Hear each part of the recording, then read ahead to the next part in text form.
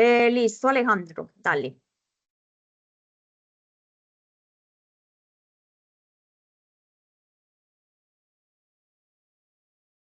Permítame, yo abro el micrófono. Muy bien. Muy buenas tardes para todos los presentes. Les agradecemos por su presencia el día de hoy en nuestra cuarta sesión del Semillario Leo 2025-02. Le notificamos a los presentes que la sesión será grabada con fines de registro. Estamos en la segunda versión del Semillario Leo, un espacio que busca potenciar las habilidades y estrategias de mediación en lectura, escritura y oralidad mediante un proceso formativo co-creativo que articula saberes, experiencias y herramientas prácticas con enfoque en diversidad, inclusión, creatividad y sostenibilidad. Les recordamos a todos los presentes que la información de todos los encuentros estará disponible en el chat del grupo de WhatsApp de nuestro semillario. El día de hoy deseamos presentarles una sesión que consideramos importantísima para las personas que apoyamos los espacios Leo, debido a que en este espacio nuestro invitado abordará el proceso histórico y contemporáneo del surgimiento de la escritura como apoyo de la sabiduría oral y como herramienta mnemotécnica. Se reflexionará sobre las grandes obras de la humanidad que nacieron en la oralidad y posteriormente fueron plasmadas en escrito. Asimismo, se explorará la rima como recurso para la memoria y se propondrán ejercicios prácticos tanto para crear cuentos de forma oral y llevarlos a la escritura, entre otros. Y para tal fin, tenemos el gusto de presentarles a nuestro especial invitado, el señor J. Villaza. J. Villaza es un cuentero nacido en Medellín, tal como él la define, una ciudad de batallas y poesía. Él es maestro de escuela, actor y director de teatro, dramaturgo y poeta, con una experiencia de más de 30 años. Los últimos 10 años los ha dedicado especialmente a la investigación, transcripción, creación y narración de cuentos folclóricos. J. Villaza representa un típico cuentero popular bajo la personificación de Juan Cuentero, un campesino rústico o un arriero astuto. Reúne los cuentos de la más pura tradición popular paisa, nacional, y desde su propia óptica, diversos cuentos de la literatura nacional y universal. Además, sus propias creaciones. Es licenciado, cuenta con estudios de teatro en la Escuela Popular de Arte EPA y tiene estudios de filología hispánica en la Universidad de Antioquia. Igualmente, fundó diversos grupos aficionados con los que ha escrito, dirigido o montado más de 50 obras. Ha participado en giras, festivales y talleres en diversos países, fundador de la Escuela de Cuentería y Oralidad de Medellín y actualmente es docente de dicha institución. Por último, es director artístico de la Corporación Cultural Viva Palabra, participando en la fecha con la dirección general de más de 50 espectáculos de cuentería con los narradores y estudiantes, así como en el montaje de 14 espectáculos propios de cuentería. Antes de iniciar, le recordamos a todos los presentes que se contará con un espacio durante la sesión para dudas y preguntas.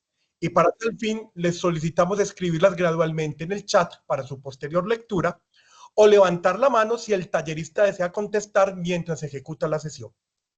Adicionalmente, en el chat estaremos compartiendo la asistencia y la evaluación que les pedimos encarecidamente diligenciar, tanto para recolectar información estadística como para realimentar las mejores prácticas continuas sobre nuestro semillario. Sin más preámbulo, procedemos a iniciar en estos momentos el taller con nuestro invitado, honrados de que nos comparta su saber y la experiencia que ha adquirido a lo largo de su ejercicio profesional. Señor J. Villaza, muy buenas tardes y bienvenido al Semillario Leo 2025-02.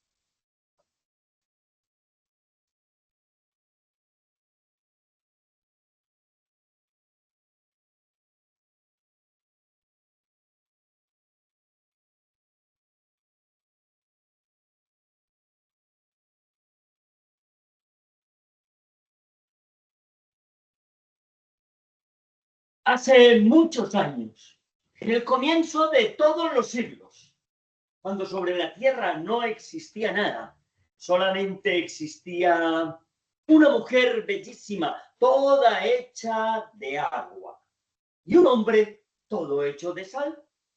Bueno, parece que él era feíto porque él no dice nada. De ella dicen que era muy hermosa, pero de él no dicen nada. Marina y Marino se amaban. Pero el sol estaba enamorado de Marina y había jurado que tendría que ser de él y de nadie más. El viento también estaba enamorado de Marina y había jurado que prefería matarla antes que verla en brazos del sol. También hay hombres así. Cuando los dos enamorados se enteraron de aquello, decidieron huir.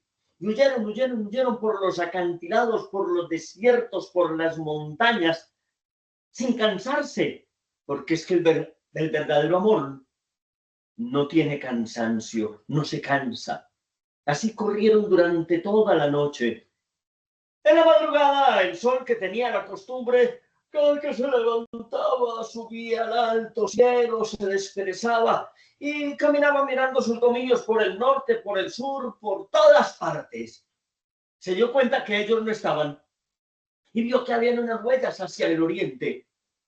Entendiendo lo que ocurría, se fue en busca de los dos enamorados.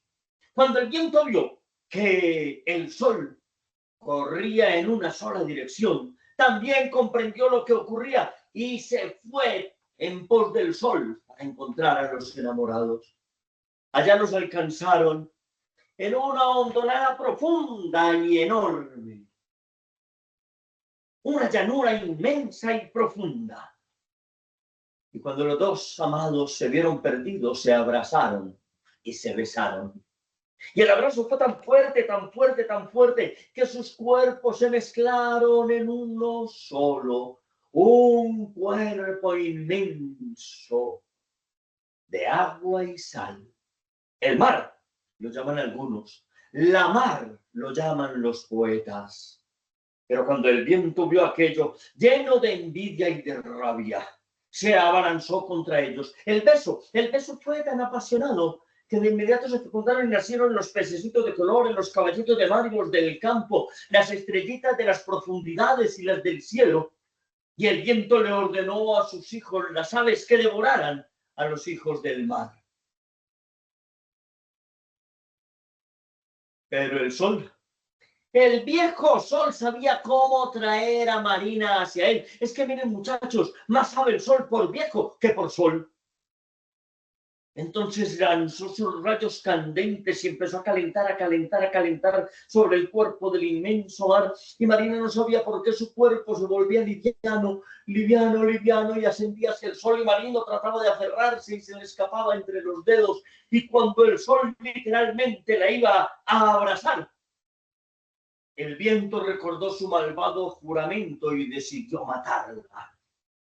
Entonces sopló con todas sus fuerzas hasta estrellar el cuerpo de Marina contra las rocas de la alta montaña, destrozándola en 1000 pedazos. Y ahí fue que ocurrió el milagro, que el cuerpo de Marina, destrozado en miles de pedacitos, cayó en forma de fresca lluvia, llenando toda la tierra de verdor, y cada pedacito bajaba saltando por entre los surcos de la montaña hasta llegar al cuerpo de su amado. Y entonces el sol volvía a calentar y el viento volvía y la reventaba contra las rocas de la alta montaña. Y ella fecundaba toda la tierra al caer en forma de fresca lluvia, llenándolo todo de verdor, y bajaba saltarina y cantarina por entre las piedras hasta volver al cuerpo de su amado. Y el sol volvía a calentar y el viento volvía a estrellarle, y el sol, hasta que el sol dijo: ah, no, qué mamera. Esto no funcionó. Y abandonó la empresa y decidió regresarse hacia su casa. Y es por eso, nos dicen los antiguos Caribe, que a orilla del mar calienta tan fuerte el sol. Y es por eso, nos dicen los antepasados, que a orilla del mar sopla tan fuerte el viento.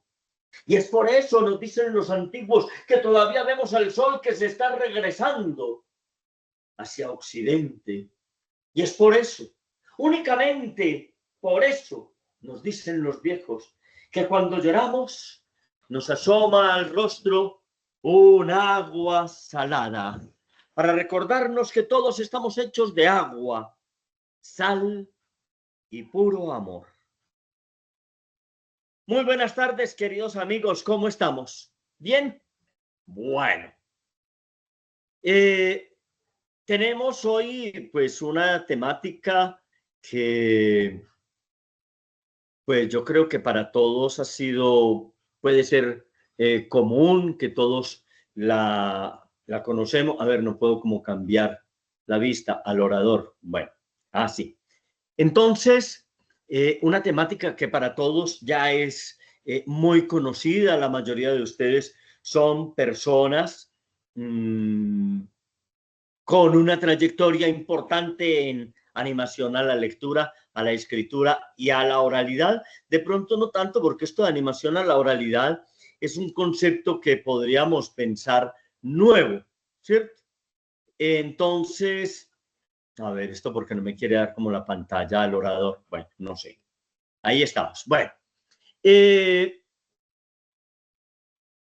entonces la animación a la oralidad no ha sido, es algo más nuevo.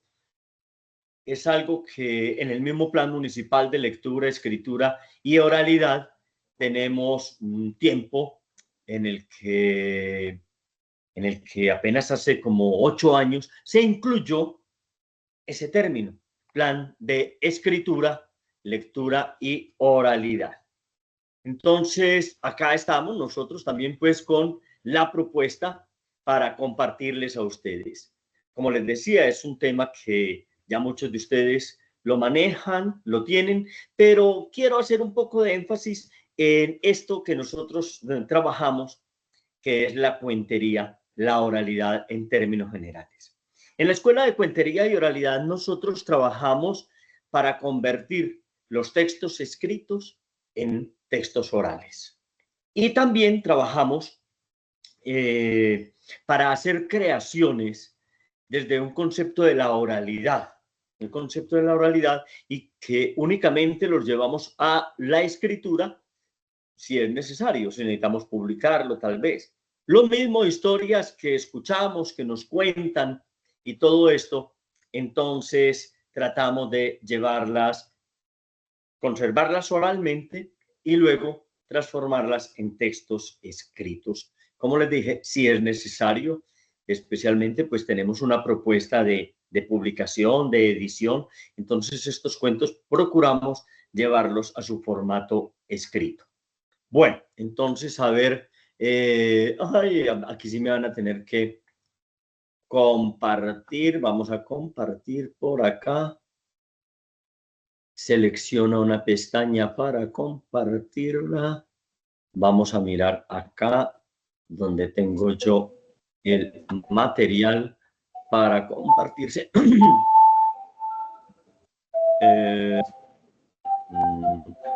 Denme un instante, por favor. Donde tengo el material que vamos a compartir, J. Villasa 2025, semillario. Bueno, entonces vamos a mirar acá. Desde acá para compartir, dice compartir contenidos. Desde... No veo... Ay, Dios mío, ventana. Perfecto, desde esta ventana voy a compartir.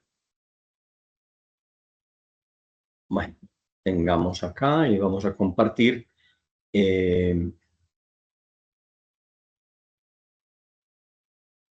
Ya vemos su pantalla, mi señor. Sí, sí, pero Perfecto. sigo sin... Bueno, este.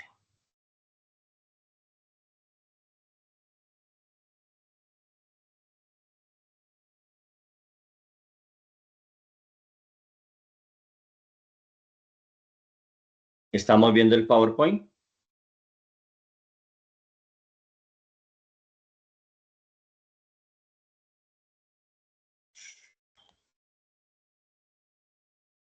Jota, estamos viendo la información que tienes, no es un PowerPoint. A ver si ya ahí de pronto. Apenas le está De pronto está cargando. cargando. Sí, yo creo que apenas está cargando. Sí, estaba cargando el PowerPoint. Bueno.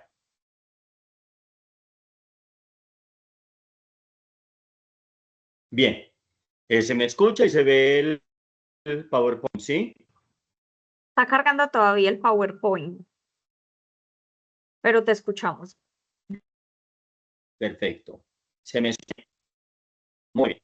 Bueno, entonces vamos a... Ah, sí.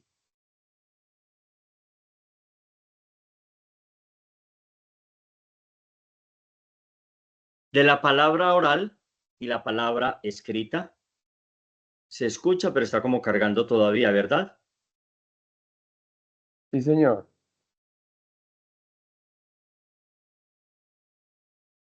Parece que está cargando aún. Bueno.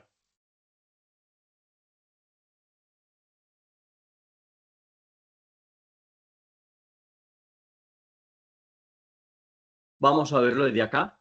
Mm, mm.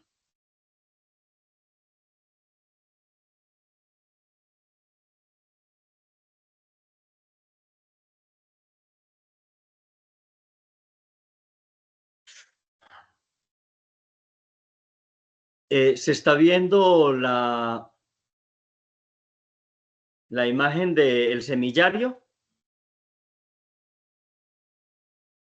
¿Aló?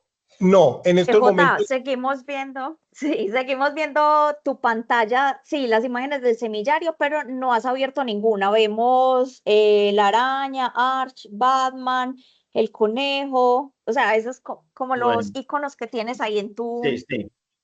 Sí, entonces no sé, parece que no está abriendo este, que es el... Porque acá en mi Pero a ti pantalla te está la... abre, o de pronto es que necesitas proyectar la pantalla completa y de pronto le En mi diste solo a una pantalla pestaña. abrió. Voy a salir. Voy a dejar de No, compartir. sí, a dejar de Ya, compartir y le das compartir pantalla completa. dame un instante.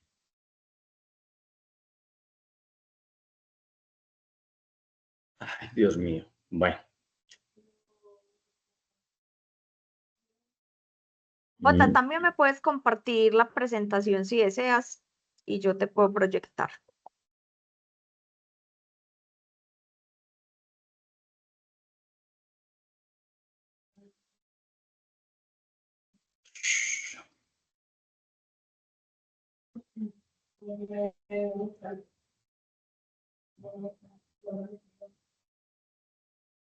Mm.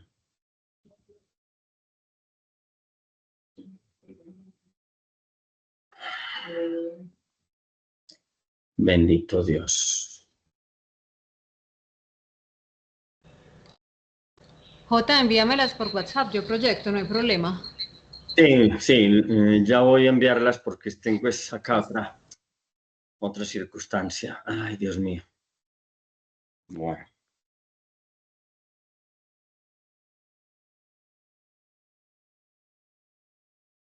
Mm. ¿Y por qué no le envía la presentación a otra persona de pronto que se la transmita? Sí, es que estoy tratando aquí, peleando con mi computador que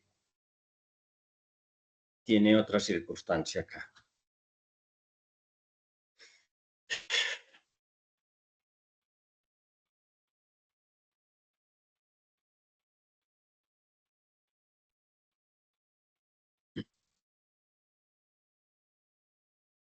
De hecho, aquí me está proyectando, es otra cosa.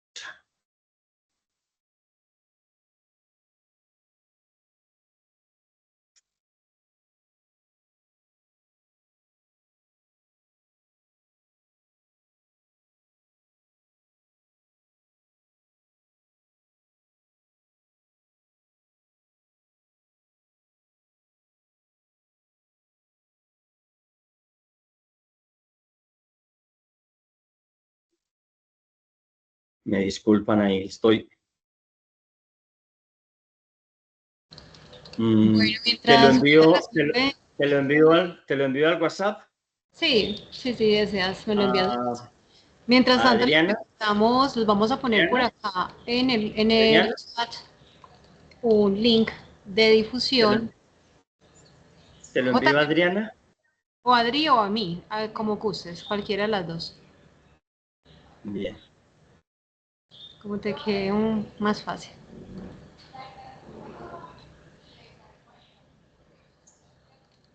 Y les vamos a copiar en este momento acá en el chat este grupo de difusión de Facebook. Aquí es donde pueden poner información de interés para que el grupo de semillario lo dejemos única y exclusivamente para información de semillario. Este es como un grupo alterno que tenemos para que nos invitemos a lo que queramos, compartamos lo que hacemos, listo. Entonces, invitados a ingresar también en este.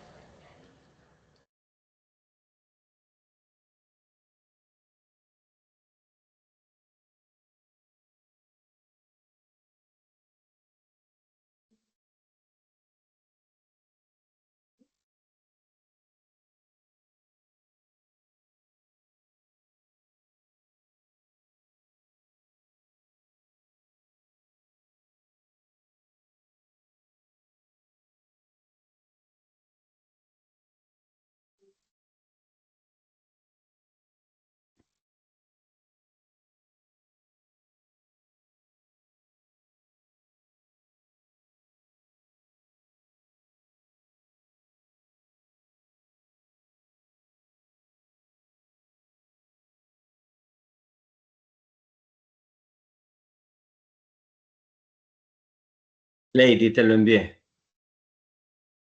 Listo, mi Jutica. Ya mismo miro. Gracias, linda.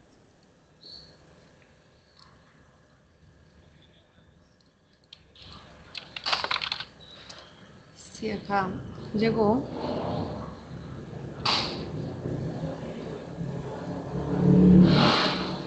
Denme 3 segunditos que ya está descargando.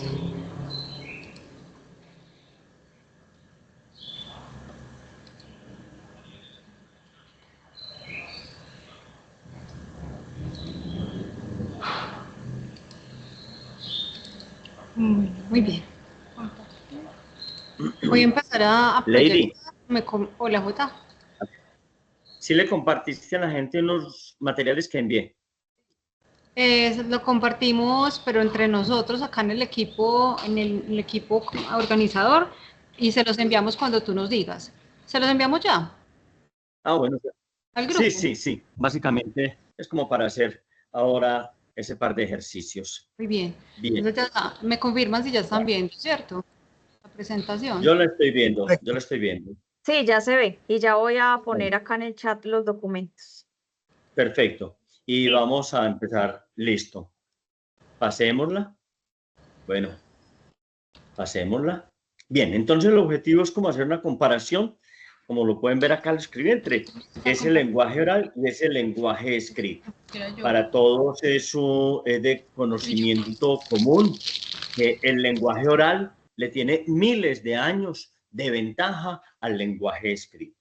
Y también que la estructura del ADN del cerebro del ser humano viene preparado para la oralidad, no viene preparado para la escritura y la lectura, que es un proceso cultural en el cual nos debemos entrenar y debemos entrar en un proceso. En cambio, la oralidad pues se escucha de manera natural, a no ser pues que uno tenga alguna situación fisiológica, y con la sola escucha el niño va aprendiendo a hablar. Inclusive hay una particularidad muy bonita, y es que no aprende a hablar solo por imitación. El niño no aprende a hablar solo por imitación, sino que escucha, su cerebro hace un análisis y da un producto. Por eso escuchamos a todos los niños, por ejemplo, decir, es que yo no sabo. Nunca he escuchado decir yo no sabo o yo sabo, pero el verbo saber, que es tan irregular, lo normal con un análisis del cerebro sería decir yo no sabo, no, yo no sé. Ese yo no sé es muy raro. Lo mismo el verbo caber. Uno dice yo no quepo. Eso es una irregularidad rara, extraña, que todos sabemos que es por los procesos de fusión del lenguaje castellano, la lengua castellana en sus orígenes, de tantas raíces que tiene. Entonces se forman las irregularidades, pero el niño dice yo no cabo, porque su cerebrito, aunque he escuchado decir yo no quepo, analiza el verbo caber normal, cabo. Entonces pasemos a la siguiente.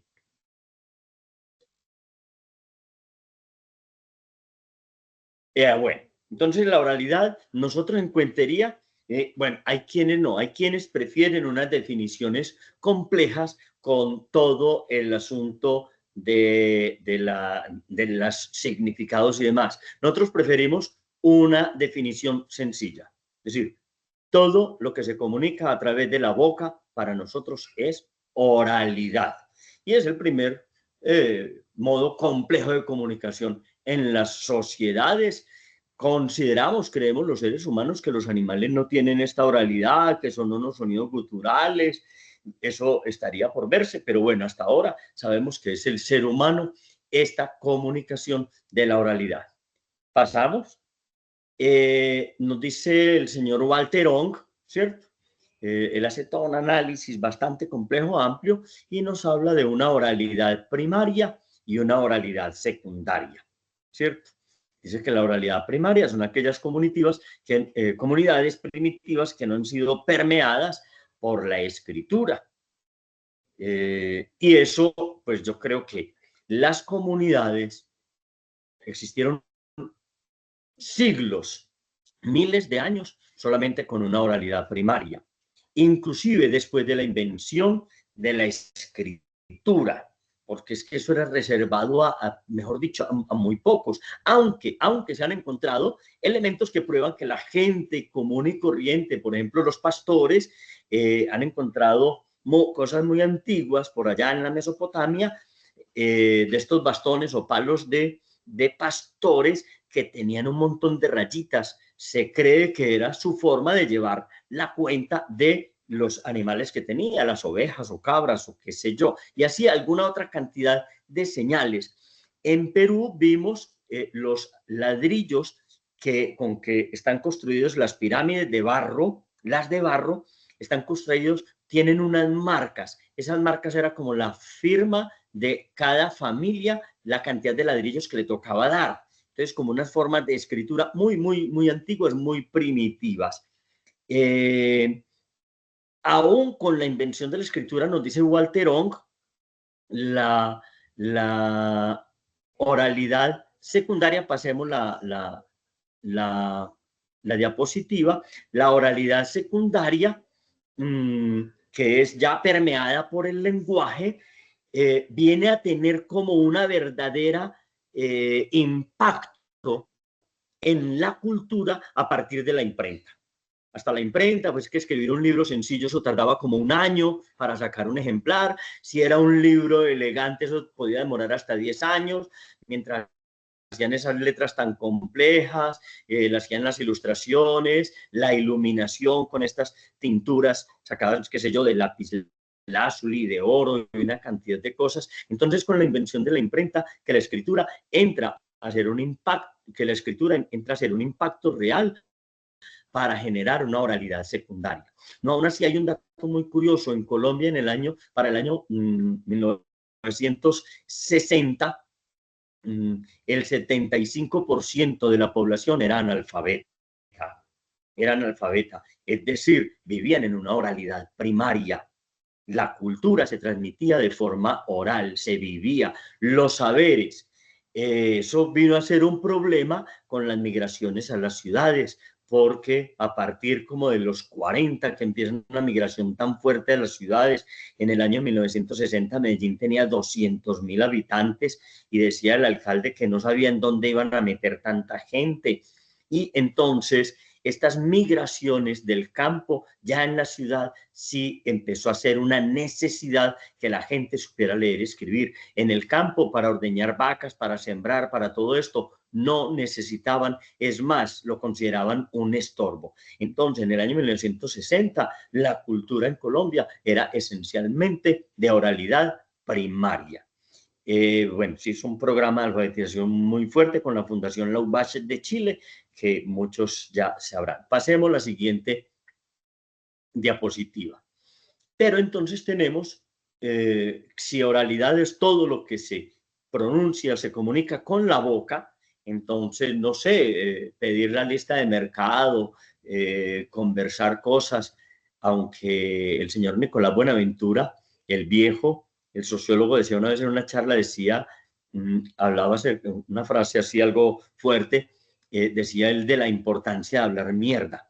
Él decía que cuando se juntaban 4 o 5 personas a hablar de nada, salían todos muy amigos, tan charro aquel, tan gracioso, tan exagerada aquella, y Ave María, no sé qué, pero salían todos más amigos que cuando se sentaron. Que en cambio cuando se sentaban a hablar cosas serias, fijo, resultaba una pelea, mínimamente una pelea política. Y que es esa charla intrascendente, esa oralidad intrascendente, la que generó las redes sociales, la que genera comunidad. Entonces, en la oralidad especializada decimos que el conjunto de formas orales con una intención técnica específica, ¿cierto? Que puede ser artística, desde la antigüedad, la épica y la lírica, el canto, la declamación, los versos, la trova, la cuentería, aunque hay que tener en cuenta que la cuentería como tal es tal vez del medioevo para acá, porque en la antigüedad lo que tenía valor era el verso, por eso el señor Aristóteles nos habla de la poética. ¿Por qué? Porque no había, en la antigüedad, no había mucha escritura, ¿sí? Entonces se debían aprender los textos en verso, que es una forma mnemotécnica, por la métrica y por la consonancia. Por eso existieron de manera oral durante muchos siglos, por ejemplo, la Biblia, o todo el tema de la comunidad judeocristiana, el Ramayana, el Brahmaputra, los libros Vedas, y tenemos todos los cantos yámbicos que dieron origen al teatro, todos estaban en verso. De hecho, Aristóteles, al hablar de poética, hace un análisis del teatro griego, de la tragedia griega, pero luego Plauto también hace un análisis con la romana, ¿cierto? La latina. Entonces todo era canto y declamado entre estos antiguos, porque el verso era esa forma. En la comunidad judía, por ejemplo, desde las épocas de Abraham, en la época que corresponde hoy en día a la Pascua, entonces se reunían unos grupos o se reunía cada clan con su patriarca, y el patriarca empezaba diciendo: en el comienzo de todos los siglos solamente existía la sombra, y el Espíritu de Dios flotaba sobre las sombras, y el primer día Dios dijo: hágase la luz, y etcétera, etcétera. Y después empezaba y todo, hasta que muchas comunidades, que era como lo común, que el patriarca, cuando ya la historia estaba tan larga, crearon las castas sacerdotales, que eran los que se tenían que aprender eso, los sostenían entre todos, le daban todo, no tenía que trabajar, no tenía que hacer nada, solamente aprenderse, y los preparaban desde niños, no era que un momento dado, como hoy en día nosotros de pronto escuchamos un cuento y vamos, lo contamos, como Dios nos puede ayudar, como nos acordemos. No, se lo tenía que saber perfectamente al pie de la palabra. Y así existieron grandes obras como, por ejemplo, Las Mil y Una Noches, el Decamerón. Todos estos se estructuran en verso oral y se transmiten de generación en generación hasta cuando unas castas sacerdotales empiezan a escribirlo. Y eso existió hasta la Edad Media, donde eran los sacerdotes, inclusive en los ámbitos cristianos y en todas las religiones, eran los sacerdotes los que escribían y conservaban aquello, lo cual les daba un poder tremendo, les daba tremendo poder sobre todos los demás. Sí, que los sacerdotes fueran los únicos que tenían la Biblia y la escribían y demás, les daba tremendo poder sobre todos los demás. En el tradicional, mitos, leyendas, genealogías, dichos, refranes, fórmulas, recetas, oraciones. Hay un caso muy bonito acá en Colombia, que es los cancuamo en la Sierra Nevada de Santa Marta, que en algún momento, por allá en los 60, los antropólogos dijeron que ya no existía cancuamos, que desapareció el grupo cancuamo, y empezaron a aparecer personas, médicos, abogados, en Bogotá, en Medellín, en Cali, en Valledupar sobre todo. No, pues yo soy cancuamo, mi mamá es cancuama, yo soy de los cancuamo, y empezaron a repoblar el pueblito principal de los cancuamo en la Sierra Nevada, que se llama Atanques. Y cuando llegaron allá y lo reestructuraron, entonces la comunidad, muchos dijeron, bueno, pero dijeron los antropólogos, los cancuamo no tienen lengua. Y empezaron a partir de oraciones que se sabía algún anciano, de recetas, de refranes, y reconstruyeron aparecen la lengua, reconstruyen la lengua de los cancuamo, que la hablan hoy en día como primera lengua y el español como segunda lengua allá en la sierra. Bueno, la oratoria, que es la legal, religiosa, política, y la histórica, que puede contener varias formas anteriores. En realidad, todas estas formas se pueden mezclar. En la artística encontramos mitos o genealogías, en la religiosa encontramos muchas genealogías, en la oratoria y demás. Pasemos la diapositiva. ¿La pasamos? ¿Pasamos diapositiva? La artística, vamos a tomar entonces por el lado de la artística, la cuentería, el arte oral y escénico que puede contener diferentes formas de relatos en prosa o en verso, narrados o cantados, representados teatralmente, etc. Sabemos que la prosa en la antigüedad no tenía ningún valor estético ni valor artístico, únicamente el verso. Únicamente a partir de la aparición de la escritura y de regarse mucho más la escritura, aparece en el medioevo el valor de los textos en prosa. En Francia, entonces los famosos cuentos o los famosos nouvelles, que hablaban los franceses, sobre todo pues en la parte del sur de Francia, en Occitania, hablaban de nouvelle, por eso en español se llamó novela. Entonces hay unos cuentos cortos que en España se llaman, por ejemplo, las novelas ejemplares de Miguel de Cervantes Saavedra. Son unos cuentos un poco largos para la estructura de hoy en día, pero eran cuentos, y pasó a llamarse cuento aquello que se podía contar.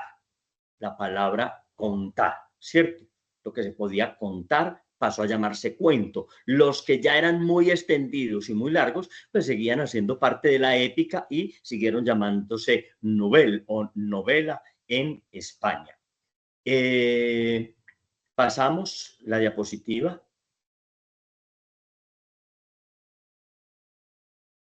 Pasamos la diapositiva. Bien. En la animación a la lectura, casi siempre se utilizó la oralidad como lectura en voz alta. Se hacía lectura en voz alta, estaba, no directamente, pero parecía como proscrito esto de la cuentería, Pero vamos a hablar un poco de la historia de la cuentería. La cuentería, pues como dijimos, tiene sus orígenes desde los aedos en nuestra cultura, que tiene tanta fuerza, la cultura griega y latina. Porque, claro, tenemos las culturas indígenas que tenían escritura, muchas, diferentes formas de pictogramas, tenían muchas escrituras, pero la que se conserva en nuestras comunidades indígenas no la sueltan mucho. Yo estuve en el macizo colombiano con algunas comunidades y no les gusta soltar. Lo que se ha recopilado, no sé, de la Amazonía y lo que han recopilado los antropólogos, que los antropólogos sobre todo hacen una recopilación muy técnica, entonces en unas estructuras lingüísticas que a veces uno no la entiende mucho, porque la hacen pues digámoslo al pie de la palabra que les transmite el indígena, que tienen unas estructuras mentales diferentes a nosotros. Pero entonces, de todos modos, la influencia de esta cultura indígena es muy leve en todo nuestro proceso académico, cultural y social. Entonces, por eso pues, nos referimos un poco a la cultura griega y latina. De todos modos, los cuentos se conservan de manera oral, la cuentería la ejercen principalmente las madres, con hijos y nietos. Por eso los hermanos Grimm hacen una recopilación, que la recopilación era para buscar cuál era la identidad alemana, cómo era la identidad alemana, de dónde salía, y se fueron a escuchar los cuentos de las mujeres en las cocinas, qué cuentos le contaban las mujeres a sus niños. Esos son los cuentos que recuperan los hermanos Grimm.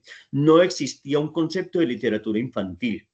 Los niños escuchaban cuentos bárbaros, sangrientos, cuentos que llevaban contenidos eróticos. Nos lo dice Mo Yan, el Premio Nobel de Literatura chino, que él aprendió, lo que él hace es ser un cuentacuentos, dice él, escuchando a un cuentacuentos en la plaza de su pueblo y que contaban unos cuentos que para nada eran así como especializados para niños, pero los escuchaban niños y adultos y todo el mundo gozaba y se reía y él los repetía y los contaba en su familia, los contaba él y así fue que se hizo narrador, porque decía que cuando no se acordaba o no sabía más cuentos de los que había contado el cuentacuentos, él inventaba y después ya adulto empezó a escribir eso y se volvió escritor. Pero el proceso actual de cuentería en Hispanoamérica puede tener varios orígenes en España y demás. A comienzos del siglo XX o a finales del XIX se empezaron a dar sesiones de cuentos en las bibliotecas, sesiones de cuentos para niños. En Estados Unidos, en Dinamarca, en Noruega, en casi toda esta parte nórdica, se empezaron a dar sesiones de cuentos. Inclusive se crearon secciones infantiles en las bibliotecas. Eso era una cosa rarísima, eso era loquísimo, eso como que no existía. En América Latina, en la primera parte que existió, o al menos hasta donde yo conozco, ¿verdad? Puede haber otros datos, fue en Cuba. El maestro Eliseo Diego, bueno, por ahí como de 1920, habían venido algunas maestras de Estados Unidos y de Canadá a enseñar a las maestras en Cuba lo de la cuentacuentos para niños, cuentacuentos infantiles. Y fue el escritor Eliseo Diego que en el año 1956 lo nombran director de la Biblioteca Nacional de La Habana y él crea la sección infantil en la biblioteca. Crea la sección infantil y él mismo era el que se ponía a contarle cuentos a los niños. Pero entonces utilizó las practicantes de la normal. Las practicantes de la normal. Recientemente murió una de ellas, la última tal vez, que era Mayra Navarro, que era una niñita de 15 años que estaba estudiando la normal.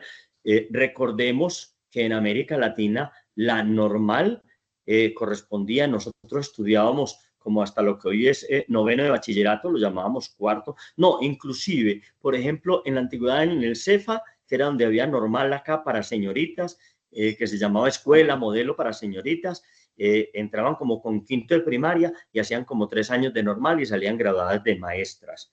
Entonces, muchachitas de 14 o 15 años ya salían graduadas de maestras y eso se ha venido transformando. Entonces, estas chicas de 14 y 15 años allí en Cuba les pusieron como práctica contarle cuentos a los niños. La mayoría decían, bueno, la práctica tocó, qué aburrición, y salían. Pero esta señora Mayra Navarro, desde sus 15 años le fascinó, cuando se graduó como maestra, pidió si la podían dejar allí en la Biblioteca Nacional contándole cuentos a los niños. Y eso hizo el maestro Eliseo Diego. Luego ella misma fue la encargada de capacitar un montón de maestras por todas partes, por toda Cuba, después de la Revolución, capacitar maestras por toda Cuba para contarles cuentos a viva voz a los niños como un proceso de animación a la lectura. Pasamos la diapositiva.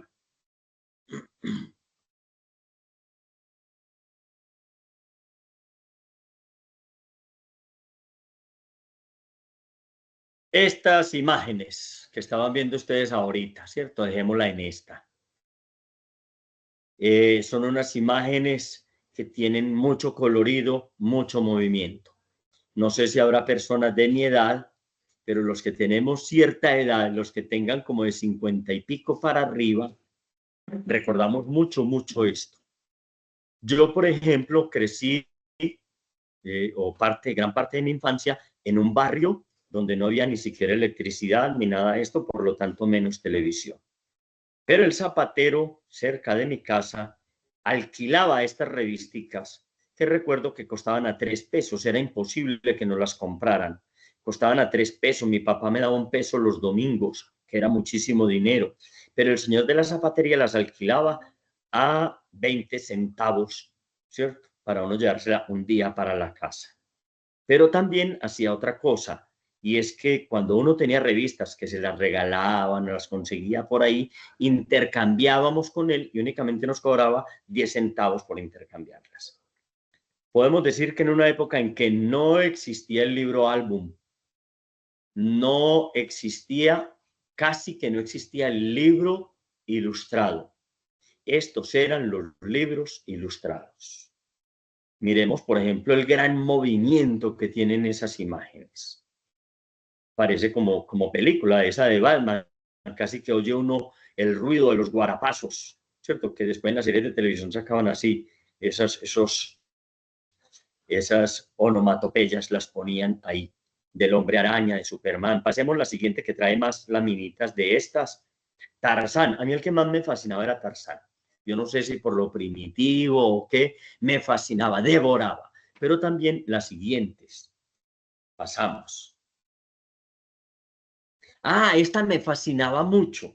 Miremos, es que era una propuesta absolutamente feminista en los años 60. Esta señora se llamaba Maua, era una amazona del Amazonas, del Mato Grosso, ¿cierto? De Brasil, que acompañada por esos 2 jaguares, luchaba por la justicia. Pero una ¿Y mujer cómo se llamaba esa? ¿Cómo se llamaba esa revista? Maua, escrito con W, Maua. También la revista se llamaba Jungla. Bueno, ahí arriba dice, Mau ha aprendido a querer a esta mujer blanca. Mau hará más por ustedes, llamará, etcétera, ¿no? Claro, no deja de ser curioso que sean blancos anglosajones como en Tarzán, los que son más fuertes, más sabios y más valientes que un montón de negritos que viven en las selvas africanas o en las selvas brasileñas. De todos modos, enseguida hago un comentario sobre eso, ¿no? Pero a mí me fascinaba Maua. Miremos que en esa época, en los 60, era una propuesta absolutamente feminista de la reivindicación del valor de la mujer. No solamente era Tarzán o Mizomba el Intocable u otros, sino una mujer y en Latinoamérica, en Brasil. Pasemos la imagen. Estos eran los campeones de los libros ilustrados. Tío Rico, Pato Donald, Mickey Mouse, Pluto, Tribilín.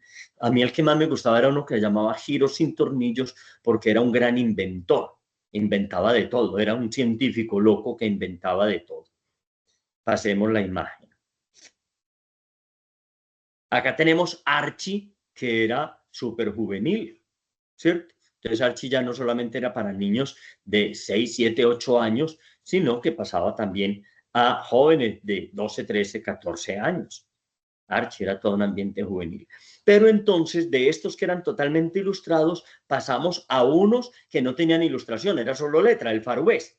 El Far West era solo letra, pero eran unas aventuras. Entonces, bueno, de esos dibujos ilustrados, pero pasemos a la siguiente antes de yo hablar del Far West. Pasemos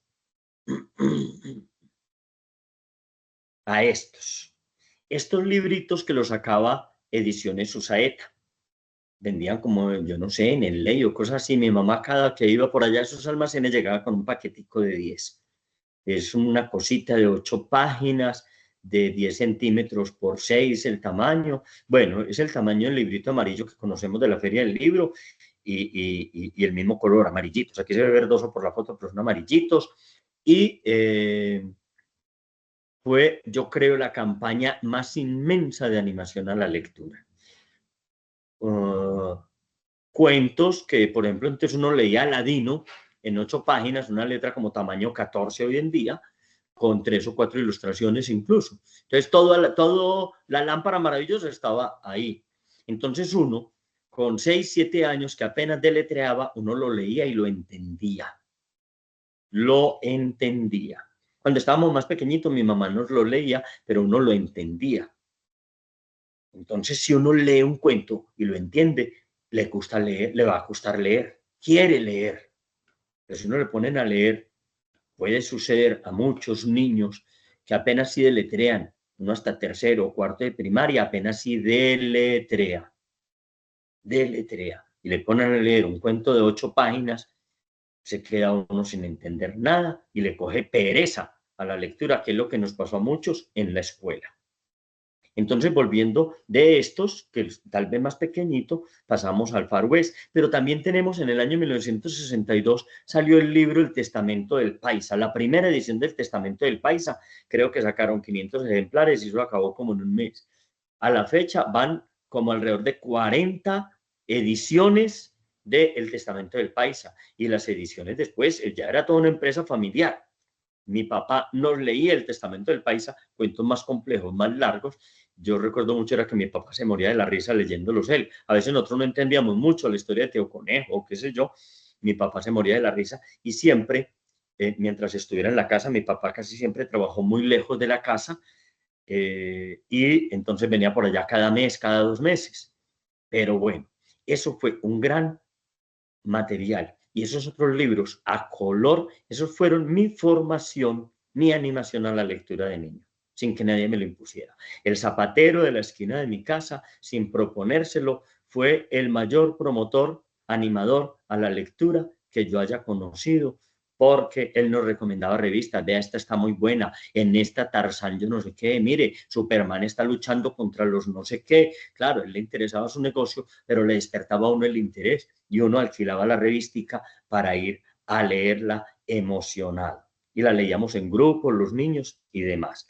Pero luego tuve la posibilidad de pasar a una colección que se llamaba Ariel Juvenil. Era una colección de los clásicos en formato infantil o juvenil. Era por ejemplo, el Quijote lo leí en un libro de 80 páginas, también como tamaño 14 la letra, traía menos ilustraciones, podía traer como unas 15 o 20 viñetas a través de todo el libro. El Quijote, cuando yo ya viejo leo el Quijote, yo ya entendía perfectamente, yo ya sabía que estaba leyendo, yo lo disfrutaba porque de adolescente, como de 12 años, lo disfruté como nadie. Y leí ahí el Quijote, Genoveva de Brabante, Sir Ivanhoe. Bueno, pasemos entonces. Aristóteles en la Poética empieza a desarrollar todo el tema de la estructura narrativa. Nos habla de la estructura de la tragedia, que tiene una unidad dramática, pero que tiene un inicio, un nudo y un desenlace. Vamos a centrarnos un poco en eso. Yo creo que todos lo hemos visto en alguna medida, en alguna parte. Pasemos la diapositiva. Es desde ahí que nos viene esa estructura, porque en relatos indígenas no tienen esa estructura la mayoría. Relatos africanos no tienen esa estructura. Uno lee o escucha algunos relatos africanos más o menos originales y es una cosa loquísima, rara, que uno como que no le entiende mucho. El inicio o el planteamiento, pues todos sabemos, ¿cierto? Dónde se plantea, de qué va a ser el tema. Pasemos la diapositiva, el nudo, donde se dan los conflictos, donde el protagonista ya entra en problemas, empiezan a sucederle cosas, se da el clímax, que es el punto máximo más emocional para los griegos. En el teatro, este era el punto de la... Uy, se me escapa el nombre. ¿Alguien me lo recuerda? Esa explosión de emoción espiritual, la catarsis, era una explosión espiritual, porque las tragedias griegas eran sus relatos religiosos. Entonces todos sabían de qué iba a tratar. Es como que nosotros vamos a ver la pasión de Jesucristo, todos sabemos más o menos de qué se trata, pero ellos entraban en un momento, dependiendo del dramaturgo, en una explosión impresionante. Pasamos la diapositiva. No se está viendo la presentación. Ah, ya. Acá. El desenlace o final, ¿cierto? Que es la última parte del cuento donde el protagonista se ha transformado al lograr su objetivo. Se ha transformado. Pasemos a algo que, bueno, el viaje del héroe también lo hemos estudiado mucho, lo hemos visto, ¿cierto? Entonces, de esos 12 pasos del viaje del héroe, donde el héroe está en un mundo ordinario común, siente el llamado a la aventura. Muchas veces está el rechazo de esa llamada, pero siempre habrá una aceptación. Bueno, está el encuentro con el mentor, esta persona que lo anima o que le da una ayuda o un objeto mágico. Recordemos también en las 31 funciones del cuento, de la morfología del cuento clásico bueno, enseguida, el piste ya no me ayuda. La travesía del umbral, los guardianes, luego encuentra los aliados o los enemigos, las diferentes pruebas, se interna en la caverna más profunda, es decir, en lo más profundo del problema, de la situación, pero en algunas historias es literal, ¿cierto? En las tragedias griegas, en la misma narrativa judeocristiana y demás. Llega a una muerte y resurrección como Odiseo, por ejemplo, ¿cierto? Y allí consigue algo importante, o el conocimiento, o la recompensa, o rescata a la princesa, qué sé yo, y empieza un regreso, no sin muchos más problemas, hasta que logra pasar todos esos problemas como una nueva resurrección y retorna con el conocimiento o con el triunfo y se ha transformado. Pasemos. Pasamos la diapositiva. El método de Viva Palabra para la cuentería. Pasémosla. En Viva Palabra, a partir de... bueno, aquí nos dice la vida es un método y de su aplicación depende asegurar el triunfo. No muchas veces triunfa de chiripa. Muchos dicen, yo no planeé nada y todo me salió muy bien. Bueno, esos son chiripazos, pero el tener el método nos asegura un resultado. Pasémosla. Para toda actividad debemos tener un método que debemos seguirlo. No podemos dejar nada al azar.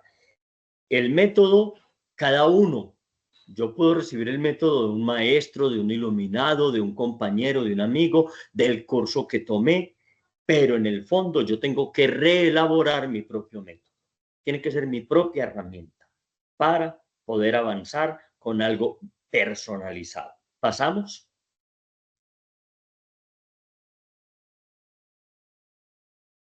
Hemos diseñado un método a partir de varios textos, ¿cierto? De Stanislavski, en mis cursos de teatro, pues tomé el método de las acciones físicas, pero es muy similar a lo que utilizó Garzón Céspedes, los dos grandes promotores de la narración oral, de la cuentería, como se ve hoy en día, fueron el cubano Francisco Garzón Céspedes, por allá como del año 80, y Daniel Mato, venezolano, un investigador que terminó dejando la sociología, su tesis la hizo acerca de los relatos populares y terminó dejando la sociología para convertirse en cuentacuentos. Vladimir Prop con las 31 funciones, Mayra Navarro, la cubana que les decía ahora, escribió mucho, ella murió infortunadamente hace 2 años, bueno, entre otros. A la luz de nuestra propia experiencia y el laboratorio que hacemos con los estudiantes, que es un aprendizaje por imágenes, no es un aprendizaje por letras ni por texto, es un aprendizaje por imágenes. Pasemos, ya vamos a ver cómo es. El cerebro no está diseñado en sus genes para aprender las letras, yo lo había dicho, sino grabar imágenes visuales y auditivas. Cuando uno tiene un recuerdo de algo que ha vivido y le preguntan a uno, ¿qué fue lo que te pasó en tal año? ¿Qué fue? ¿Cómo fue el paseo? ¿Cómo fue el accidente? Uno no tiene que ir a ensayar o a preparar para contarlo, no. Va brotando en la mente de una manera afectiva, sobre todo. Afectiva. Pasémoslo. Hemos elaborado una estructura muy simplificada del cuento, pero que corresponde a todos estos otros elementos. Un cuento es un relato que un día, en un lugar, a alguien le sucede algo y lo resuelve así. Si no tiene estos elementos, no es un cuento. Puede ser, qué sé yo, un ensayo, una cosa muy bonita, pero no es un cuento. Bueno, pasamos. El desarrollo del cuento. Esto también creo que lo hemos visto todos. El cuento empieza en un equilibrio donde como que no hay nada, no ha pasado nada, hay una descripción, un elemento muy descriptivo de tiempo, espacio, personajes y demás. Y se rompe cuando se descubre cubre una falencia o un problema, lo cual nos proporciona un punto de giro que llama a la acción. Pasémoslo. Se le busca la solución a esa falencia o a ese problema. Y en esos sucesos, no necesariamente como lo propone el viaje del héroe, se puede dar un viaje, ¿cierto?, para buscar la solución, o aparecen allí los ayudantes que traen la solución. Pasamos. Y se resuelve el problema. Termina en un equilibrio superior al inicial. No puede terminar en el mismo equilibrio. En el viaje del héroe nos decían que vuelve al equilibrio inicial. No puede ser el equilibrio inicial. Si empezamos el cuento, había un rey muy pobre, y termina el cuento, y el rey se quedó muy pobre. Entonces, ¿para qué nos contó toda esa pendejada? Había una princesa que no se quería casar y su padre la quería obligar. Y al final, entonces, la princesa no se quería casar y su padre la quería obligar. O peor aún, se casó porque el padre la obligó. No, tiene que terminar en un equilibrio superior. Aún en género tragedia, por ejemplo, si teatralmente uno coge a Hamlet, empieza con el papá muerto y él muy triste. ¿En qué termina Hamlet? Todos muertos, un tendido de muertos, ¿cierto? Entonces, en términos de tragedia, es un equilibrio superior a la tragedia inicial que había. Es una tragedia superior, ¿cierto? Porque uno me diría, pero terminaron peor. Pues en términos de tragedia, es superior. Y los personajes se han transformado para lograr esta solución. Se transforman totalmente. Pasamos.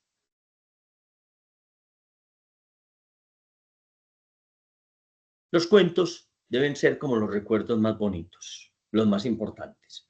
Brotan a la mente, a la boca, sin llamarlos. Es lo que nosotros pretendemos cuando trabajamos un cuento desde la literatura, es que lo tengamos como un recuerdo de imágenes, no como un recuerdo de letras y de páginas. Pasamos.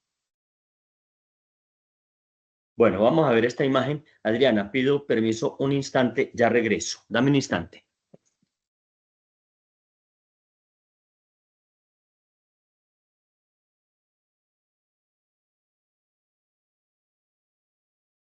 Bueno, mientras J regresa, les recordamos que acá en el chat ya se encuentra el formulario para registrar la asistencia y también el formulario para la evaluación.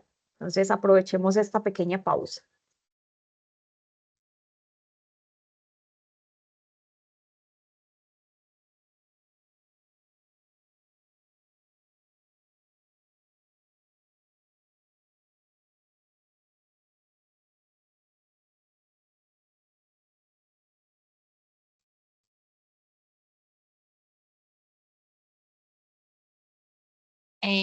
Muchachas, Lady y compañía, ¿sabemos si de pronto ya J. Villaza estaría dispuesto a compartir esta presentación o todavía no se sabe? Pues aparte de los documentos que compartió como de apoyo.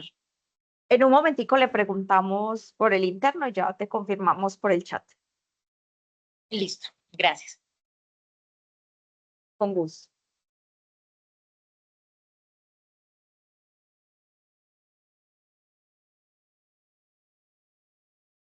Acabo de poner de nuevo el formulario de la asistencia para que aprovechen este momento.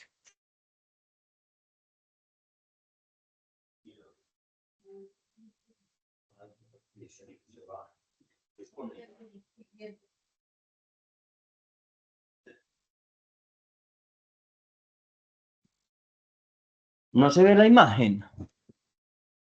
No se ve la imagen de la diapositiva. No se está viendo en este momento, J. Ya, Esta, sí, ¿sí? ese, sí, Bueno, ya. aquí vemos un guepardo, que es el animal más veloz terrestre, ¿cierto? El animal más veloz terrestre. Miremos el cuerpo, la cola especialmente, la cabeza. Bueno, pasemos la diapositiva. Nosotros en cuentería hacemos un ejercicio, bueno, Adriana lo conoce mucho, de hacernos el cuento como una imagen, la imagen de un gran animal con cabeza, tronco y cola, para grabar el cuento en forma de una imagen. Pasemos. La cabeza En el rostro se identifica un animal. Nosotros distinguimos cualquier tipo de animales por la cabeza, por el rostro. Además, la cabeza es la que guía hacia dónde va. Además, tiene las fauces que capturan la presa y no la sueltan hasta el final de la historia. Es lo que tratamos nosotros en la cabeza del cuento, de atrapar al público y no soltarlo hasta el final de la historia. En la cabeza, donde está, no sé, descripción de los personajes, donde está ese equilibrio inicial, ¿cierto? Ese equilibrio inicial se identifica qué tipo de cuento va a ser, hacia dónde va. Aunque a mí me gustan mucho los finales inesperados. Pasamos la diapositiva. Aquí vemos algunas cabezas. Uno de inmediato identifica. Miremos, hay dos chimpancés, ¿cierto? En los extremos. Uno identifica perfectamente los dos chimpancés. Esta señora que hizo investigación sobre los chimpancés en su libro publicó unas imágenes como de 50 chimpancés, y uno se pone a mirarlos y todos son diferentes. Uno lo distingue perfectamente por la cabeza, por el rostro, todos diferentes, como que le pongan a uno 50 fotos de seres humanos y uno los distingue perfectamente quiénes son, como vemos acá dos indígenas de la Amazonía, todos dos pues absolutamente diferentes. Pasamos la diapositiva. En el tronco está la fuerza, suceden todos los cambios del cuerpo, está el corazón, la historia gira, avanza, se suceden las luchas, los encuentros y el corazón. Pasamos la diapositiva. La cola, en el chita que veíamos en el guepardo y en muchos animales, la cola es el equilibrio, el nuevo equilibrio, el equilibrio superior, el remate fantástico, el final de toda la relación de un cuerpo. Pasamos. Bueno, aquí vemos, aquí vemos un animal de 3 colas, por ejemplo, que me llamó mucho la atención y quise ponerlo. Pasamos. Nosotros para eso hacemos un trabajo de escritorio, que eso se los compartí. Lo voy a pasar muy rápidamente, ustedes lo pueden ver y lo tienen. Pasemos. Bueno, en el trabajo de escritorio, ahí donde ustedes lo tienen, hay uno que está con un cuento, dice trabajo de escritorio del campesino y el diablo, en los documentos que les compartí en el chat.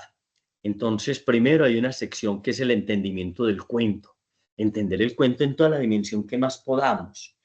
¿Quién es el autor? ¿Cuáles son las circunstancias? Los personajes, protagonistas, antagonistas, acompañantes, en qué tiempo sucede o cuánto dura la historia o cuánto dura el cuento, son 3 cosas diferentes, en qué lugares, datos del autor, cuál es la intención del cuento. Yo lo debo descubrir en el cuento.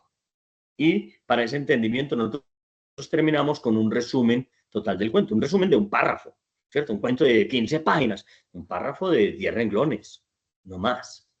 Luego hacemos una disección, como para casi todo estudio se hace una disección, y la primera disección que hacemos en cabeza, tronco y cola, como yo les explicaba, que lleva un título, que sumado los 3 títulos me resumen el cuento.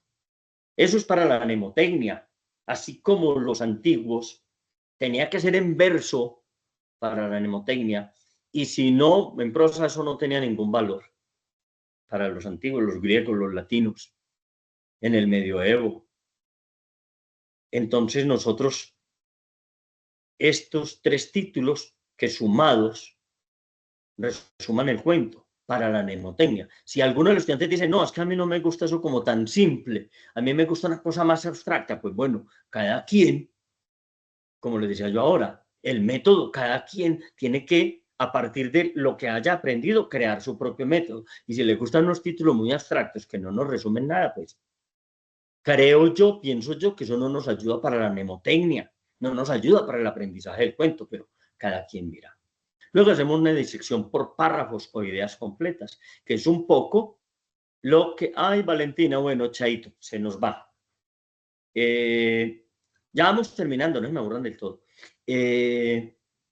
Esos párrafos con ideas completas, Stanislavski lo llamaba el método de las acciones físicas. Él cogía una novela, un cuento para transformarla en obra de teatro y lo diseccionaba en partes. cada parte era una acción física completa de la historia. A esa disección nosotros le armamos una escaleta, nosotros lo llamamos esqueleto, es decir, como la palabra clave, la imagen clave de cada uno de esos párrafos. Con ese esqueleto, yo lo que hago es que yo borro el cuento y me quedo únicamente con la escaleta. Les cuento, a mí, por ejemplo, Barataria, todo Barataria del Quijote, que son como 15 capítulos o 20. Todo Barataria. Bueno, eliminé lo que no sucedía en Barataria, todo lo que estaba sucediendo en el Castillo del Conde o en la casa de Sancho, qué sé yo, pero eliminé todo lo que sucedía en Barataria. Finalmente, la escaleta de todos esos capítulos es de una hoja, 35 ideas. Una sola hoja, una sola página. Esa es mi escaleta. Claro, eso es porque le trabajé muchísimo, muchísimo. No es que me salió de buenas a primeras. Y narro el cuento solo a partir de ese esqueleto, con mis propias palabras. Eso hago con Barataria. Eso hago con Sebastián de las Gracias, que me dura 1 hora y cuarto, y es solo a partir de ese esqueleto. Y ese esqueleto es el que yo estudio siempre. En lo que les pasé está el cuento de El campesino y el diablo, está empezado.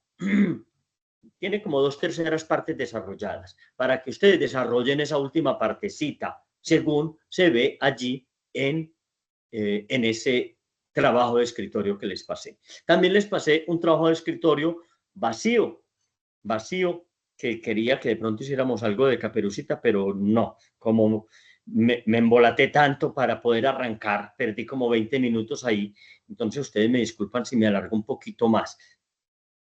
Pasamos bueno, este sí lo vamos a hacer, este sí quiero que lo hagamos todos.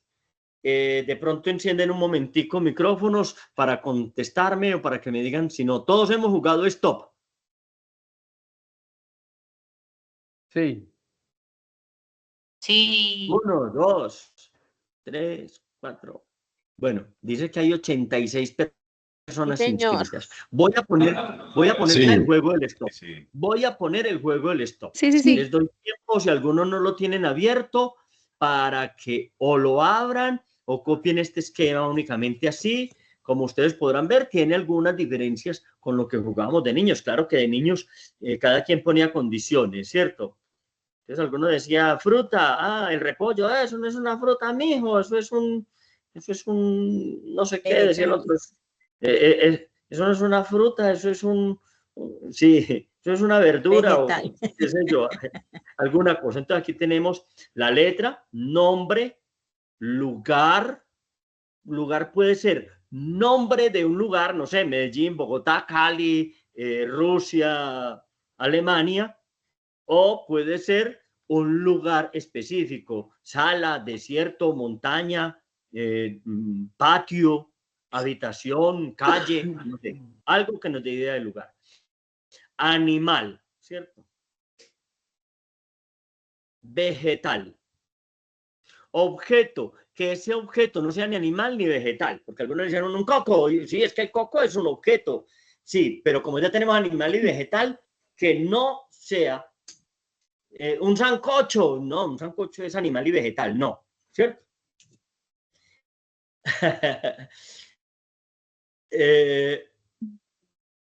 Exacto. Eso sí, el que prende el micrófono y me dice stop, ese es el que vale. Y un verbo, yo creo que ese no lo incluíamos de niños, lo vamos a incluir acá. Y los puntajes. Para los puntajes, el que gane se pone 10 puntos por cada acierto. Como él nos los va a leer, los que no ganaron se ponen 5 puntos por cada acierto que esté igual al que ganó. Por ejemplo, nombre, entonces dice Lady, y yo puse Lady, entonces me pongo 5 puntos nomás. Lugar, Cali, yo también puse Cali, me pongo 5 puntos nada más. Pero si pongo un lugar diferente, él puso Cali, yo puse Colombia, entonces me pongo también 10 puntos. O en el nombre, Adriana, y la otra puso, qué sé yo, Alicia, entonces también se pone 10 puntos. Lo mismo en todo, ¿cierto? Ojo, el que dice stop. Si tiene alguno malo, 0 puntos. 0 en todo. ¿Sí? Para que no cantemos sin estar seguros. Listo, vamos a hacer únicamente estos 4. Muy rápidamente voy a empezar a poner la primera letra. ¿Listos? Bueno, pongamos la S.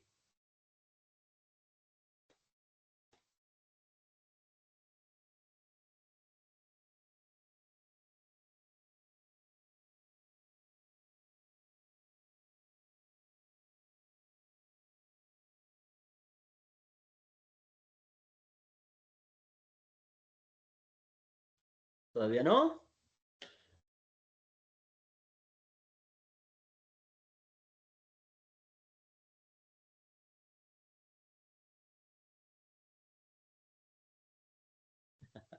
Stop.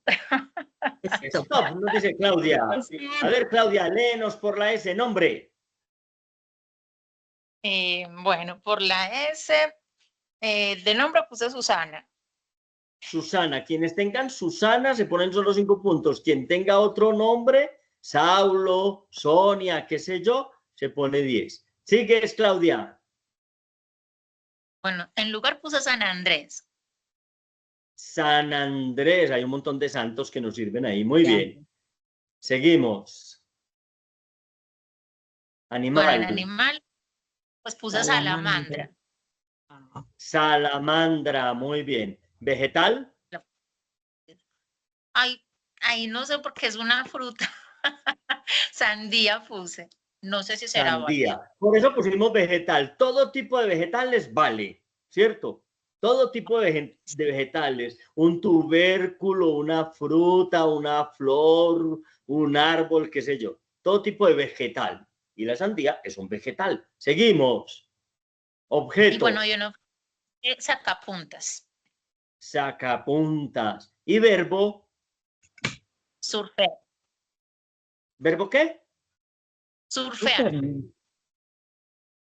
Ya. Pues Surfer. esa es en el mar, Sí, muy surfear. bien. Surfear. Listo. Listo. Sí, en castellano diríamos surfear. Vale. Entonces, otra letra. La O.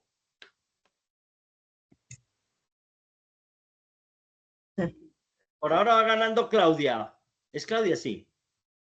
A ver quién más. Sí, sí, Marcela, sí. ¿Pueden, por favor, cuadrar la presentación que está interrumpiéndose el estoy con otra imagen? Sí, se mezcló con otra imagen. Esa. Muy bien. La O.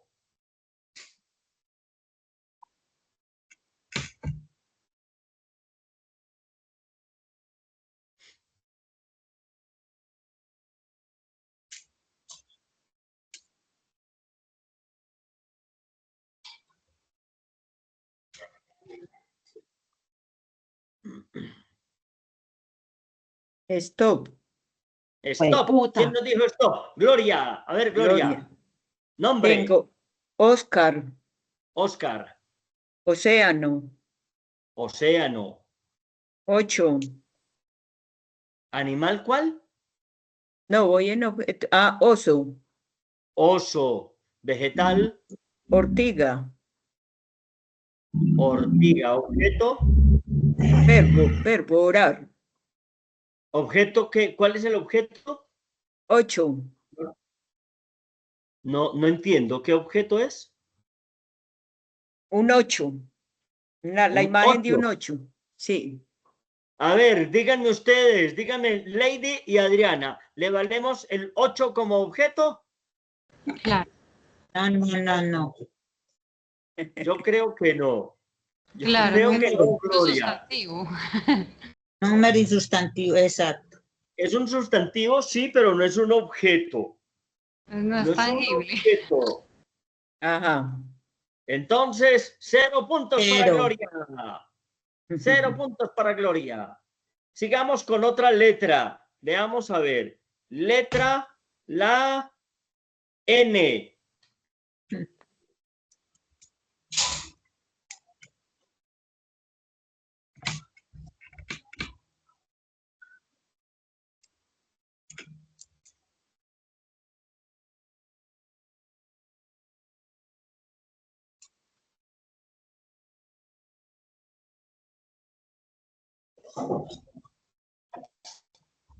Marcela, ¿lo tiene?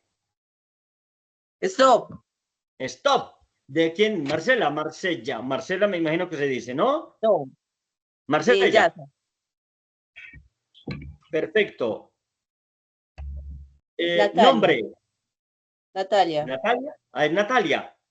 Ah, Sí. bueno, a ver, Natalia. A ver, Natalia. Nombre. Ah, bueno, No, nombre, pues, Natalia. disponible. Sí, lugar. Natalia. Lugar. Nariño. Nariño, animal. Nutria.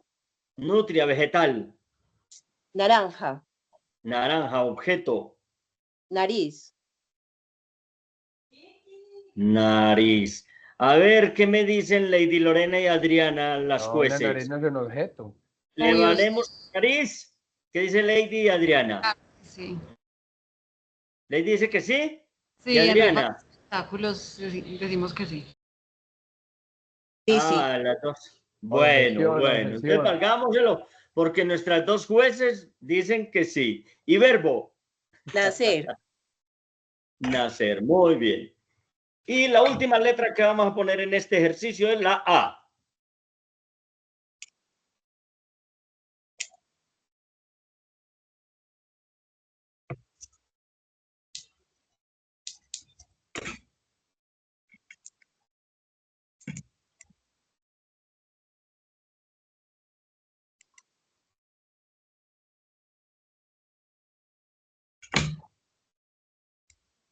¿Quién nos dijo? Stop. Stop, otra vez Marsella. Veámosla a ver. Nombre, Ariana. Ariana. Lugar, Lugar, Armenia. Armenia. Animal, Araña. araña. Vegetal, Está por acá Arándano. también. ¿vegetal qué? Arándano. Arándano. Objeto, Anillo. anillo, También es anillo decir, por acá. muy claro y muy nítido. Un anillo. Verbo, Amar. amar. Muy bien. Yo con los chicos hago este ejercicio, bueno, con los chicos y con los viejos, porque he hecho talleres con adultos, con profesionales, digámoslo entre comillas, muy serios. Por ejemplo, con todo el equipo de gerencia en Bogotá de la compañía suramericana de seguros, con muchas personas. Y acá tenemos una cantidad de nombres, lugares, animales, vegetales, objetos y acciones con los cuales el reto es escribir un cuento que lleve esos elementos. No todos, pero al menos uno de los elementos de cada letra. Y el objeto, por lo general, ponemos que puede ser un objeto mágico, el objeto del dador. Yo creo que no nos da mucho el tiempo para hacerlo ahora. La idea era que de pronto, aunque este es como el último punto ya, digámoslo, pasamos a esta diapositiva, por favor, Lady. Ah, bueno, no, devolvámosla. Devolvamos una. No.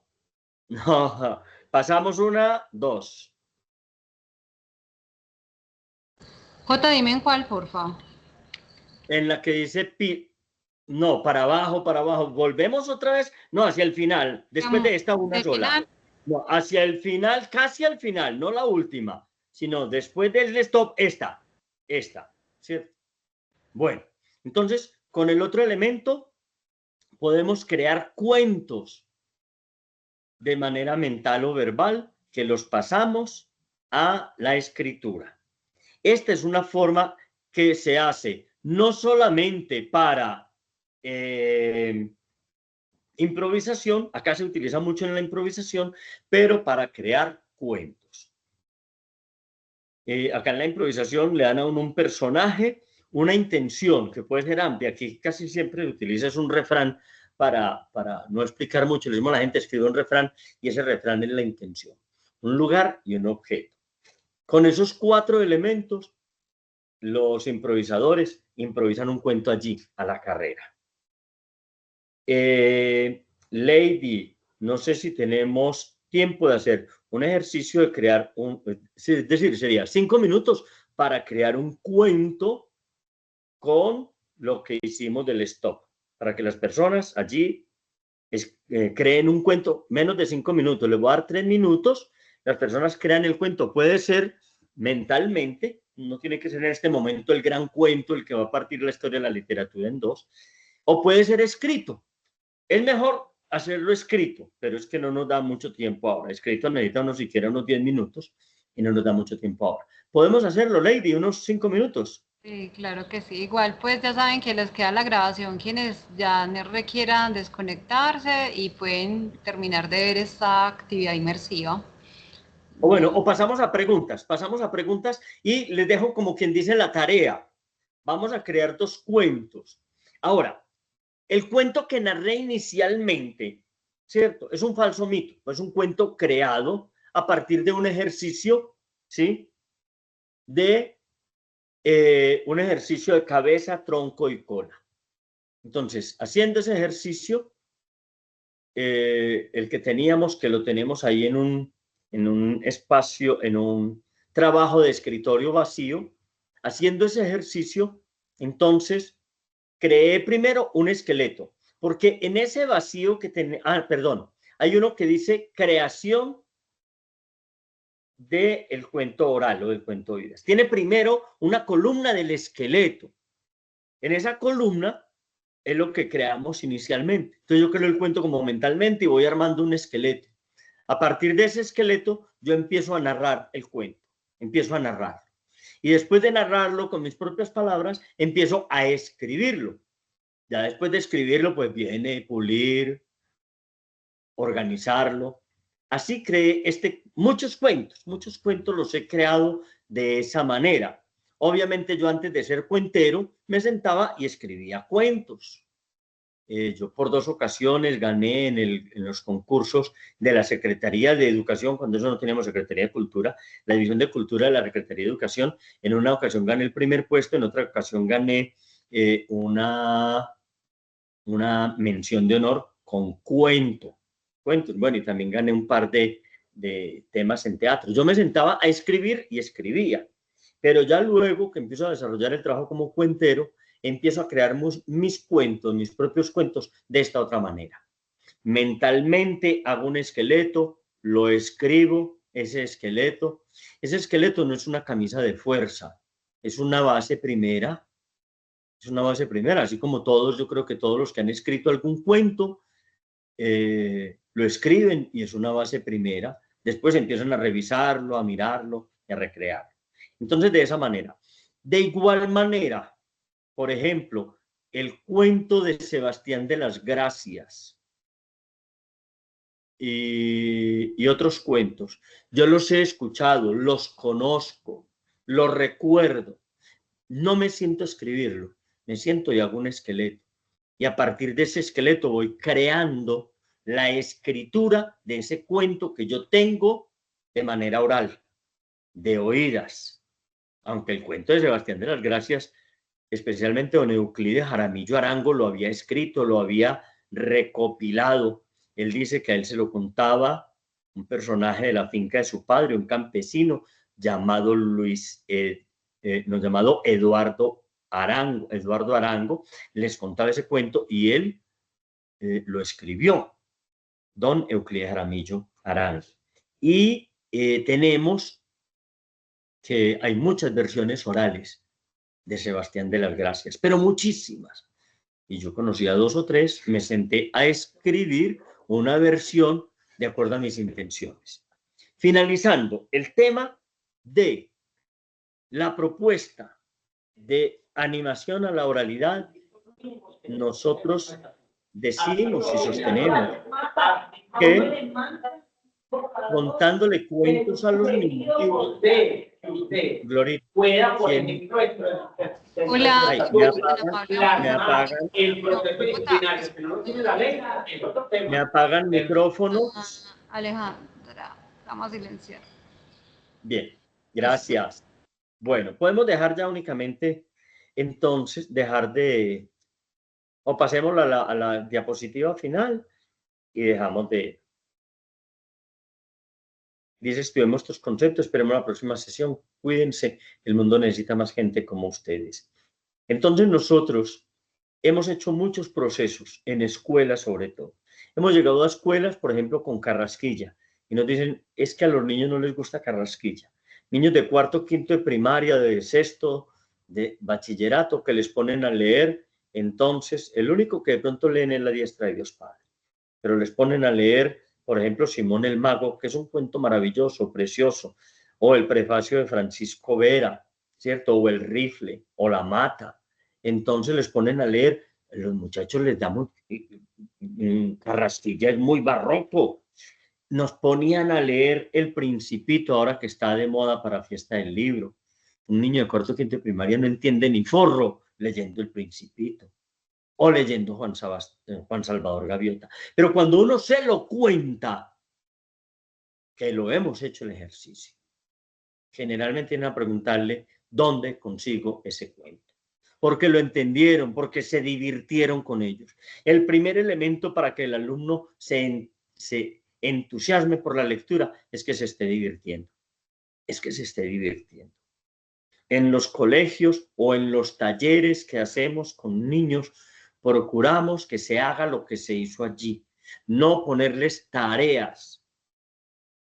No, se hace, se conversa, se juega, se escribe como jugando, se dibuja jugando, se repite el cuento jugando.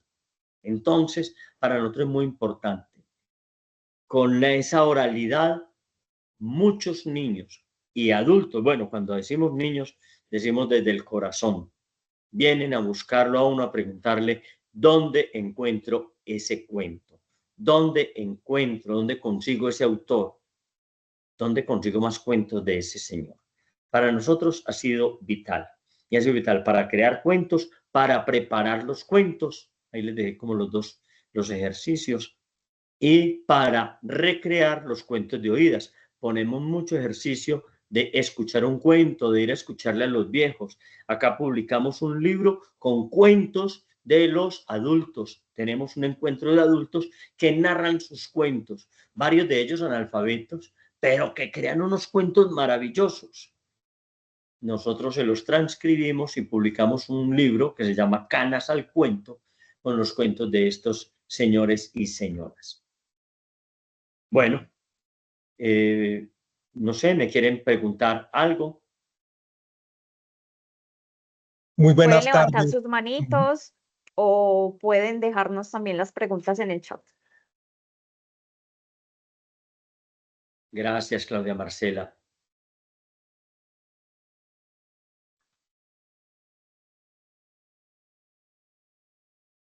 Había alguien que iba a preguntar, pues un hombre habló, o no sé si de pronto, ya que yo activé el micrófono, puedo hacer como una preguntita, ¿sí? Antes de ir. Sí, danos, Claudia. Bueno, gracias, Jota.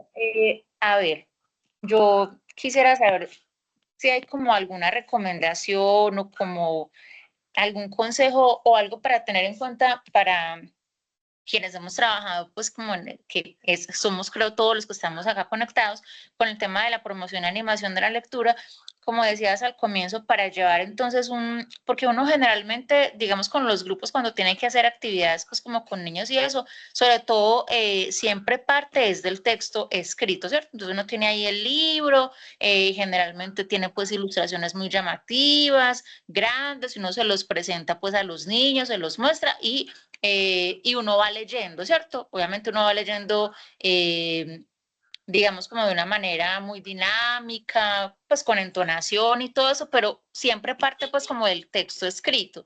¿Cómo podría uno de pronto cambiar esa dinámica y solo remitirse a lo oral, ¿cierto? Ya no tener ahí, pues tener solamente como el librito ahí aparte, como para que tengan ahí la referencia, pero solamente uno...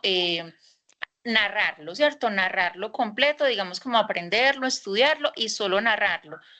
no sé si hay de pronto como elementos, como recomendaciones, más como desde eso de la expresión corporal, desde los gestos, ¿cierto? Para tampoco caer ya como en un tema como de, no sé si sea muy brusco la palabra, pero como ya de payasada o algo así, que es a lo que tal vez, incluso cuando yo estudiaba en la escuela, a muchos estudiantes no les gustaba el tema de la promoción de lectura porque pensaban que era más como algo de, como de volverse medio payaso o mimo o algo así, no teniendo nada de malo, pues también esas actividades, ¿cierto? Pero no sé si me hago entender pues, como con la pregunta. Muy bien.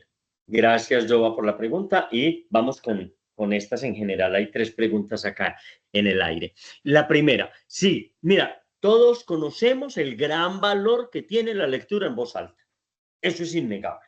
Y que en la lectura en voz alta se hacen inflexiones de voz, según la acción, según los personajes, se hacen movimientos y gestos y expresiones con el rostro sin llegar ni a la actuación ni llegar como el cuentero, ¿cierto? Es decir, cada cosa tiene su propio valor. La lectura en voz alta, hecha como una lectura en voz alta, no necesita nada ni del teatro, ni del mimo, ni del payaso para ser una buena herramienta para animación a la lectura. Claro, combinaciones de diferentes cosas o cada quien va escogiendo su propio elemento. Yo he hecho animación con lectura en voz alta y es muy diferente a lo que yo hago como cuentero con animación a la lectura y muy diferente a lo que yo hago como cuentero en un espectáculo, en un teatro o en un festival o alguna cosa. Son elementos, 3 elementos diferentes porque tienen objetivos diferentes. Entonces, con esa estructura que yo les hablaba, si uno arma esa estructura, hace esa escaleta bien hechecita. Mira, después de uno hacer los resúmenes, la disección, el análisis, el entendimiento del cuento, casi que puede ir a contarlo ya de una vez, casi que puede salir a contarlo. De todos modos, a mí me gusta que se haga el esqueleto porque eso ya es fijar en la memoria, fijar en el subconsciente de uno. Cuando hago ese esqueleto y empiezo a contarlo a partir del esqueleto con mis propias palabras, ahí puedo soltar el libro y contarlo con mis propias palabras, con toda la gama de actuación que yo quiera. Garzón Céspedes y Mayra Navarro desarrollaron una cosa que ellos lo llamaban la narración oral escénica, que es narrar desde la personalidad de uno, sin actuar teatralmente, sin tener luces especiales, sin escenografía, sin vestuarios especiales. La narración oral escénica, donde el principal recurso es la palabra, que la palabra no la emite un parlante, sino que la emite un cuerpo con manos, con ojos y con de todo, donde insinúa los personajes. Es maravilloso, era maravilloso no ver contar a Mayra Navarro, ver contar a muchos, Pedro Mario López, a muchos de estas personas que cuentan desde su personalidad y su naturalidad.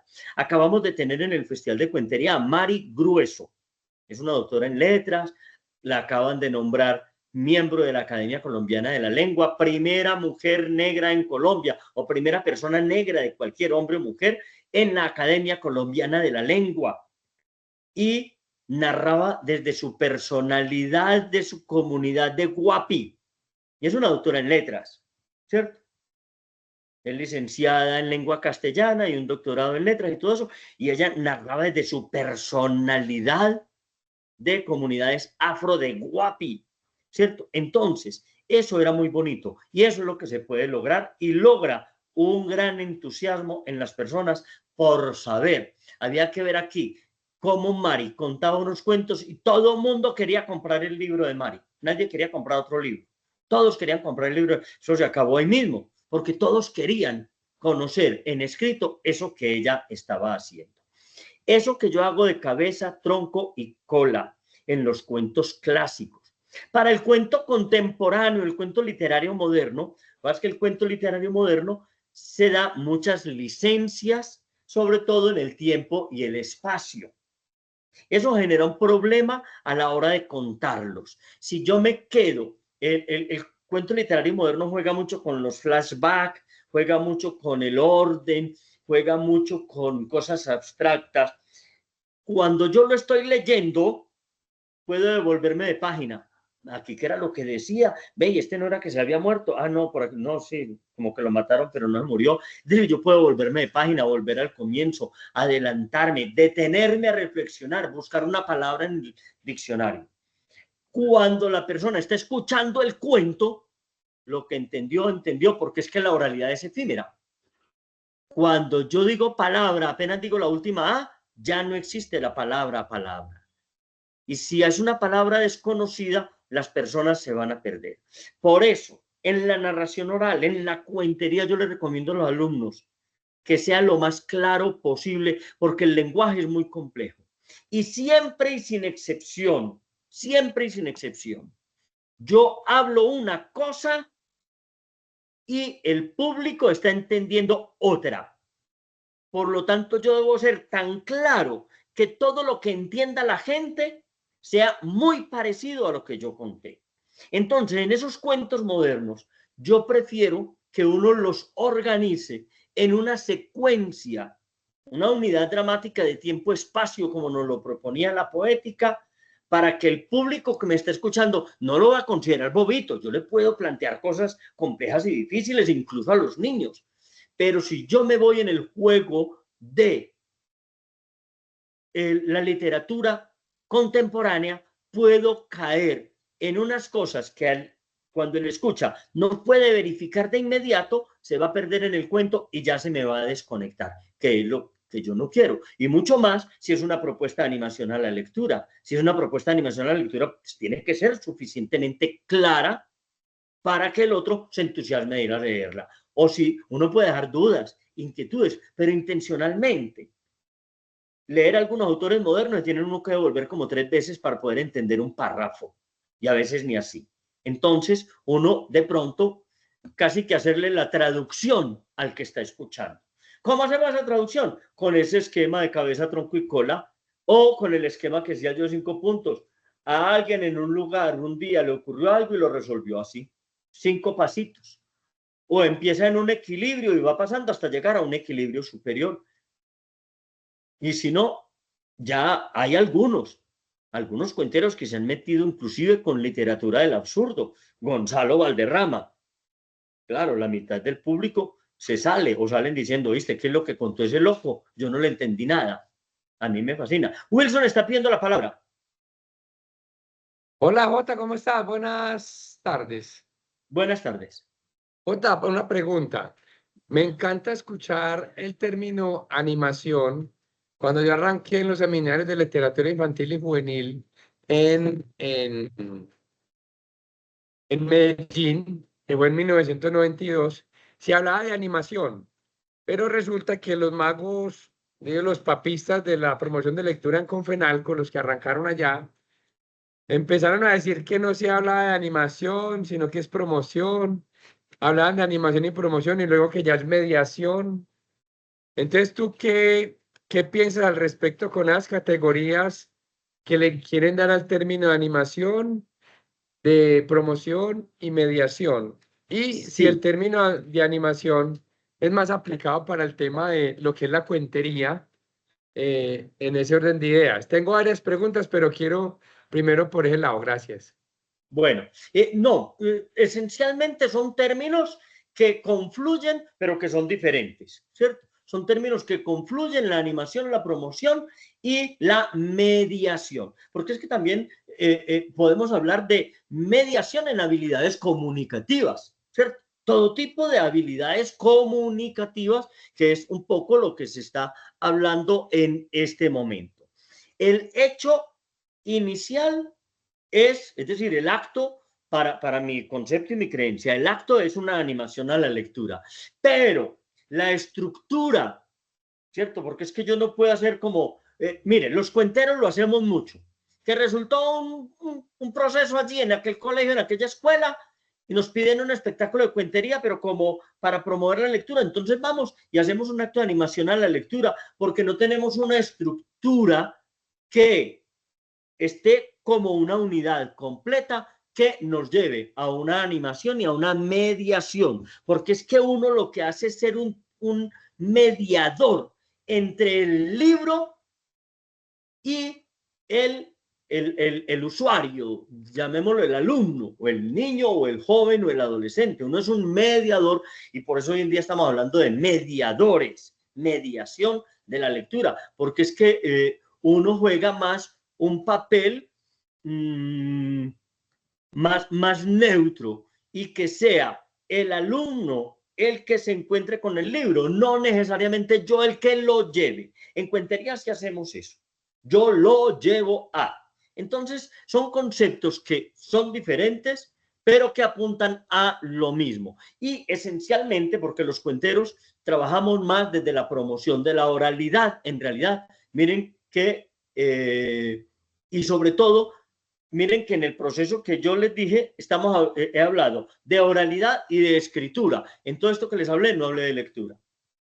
Muy rápido las preguntas, Wilson, para que... No, te quería aclararme, gracias por el cuento inicial cuando arrancaste, porque yo creí que esa historia era real de las comunidades originarias de Colombia, porque cuando yo estaba en bachillerato, yo llegué a ver talleres y cartillas de las comunidades originarias de Colombia, donde nos enseñaban de los muiscas, los guayú, de todo, eso ya no se ve.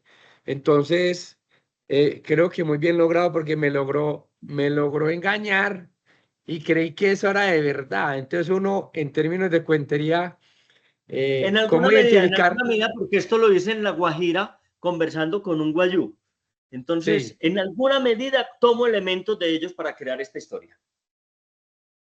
¿Cómo identificar precisamente una historia de tradición oral para uno no caer como caí yo hoy, en que si sea verdad o mentira?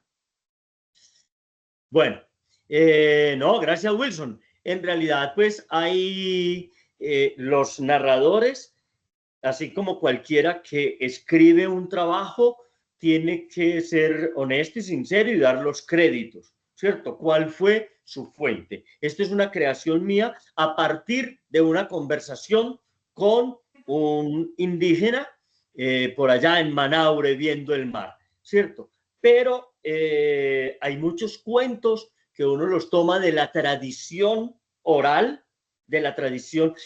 Es que tradición oral hoy en día es más bien poquito, pero uno lo toma de manera oral, ahora de manera oral y lo transmite también de manera oral, pero la oralidad hoy en día es diferente a como se hacía en la antigüedad. En la antigüedad tenía que ceñirse uno al pie de la palabra del maestro. Hoy en día nos damos un montón de licencias. Bueno, yo creo que se nos acabó el tiempo. ¿Qué me dice Lady? Se nos acabó el tiempo. Para que le demos, Jota, la palabra a Adriana, que la tiene levantada hace ratico. Si nos disculpas esa preguntita. Adri, bien pueda. Luz Adriana Morales tenía la palabra. Hola. Solo es una pregunta.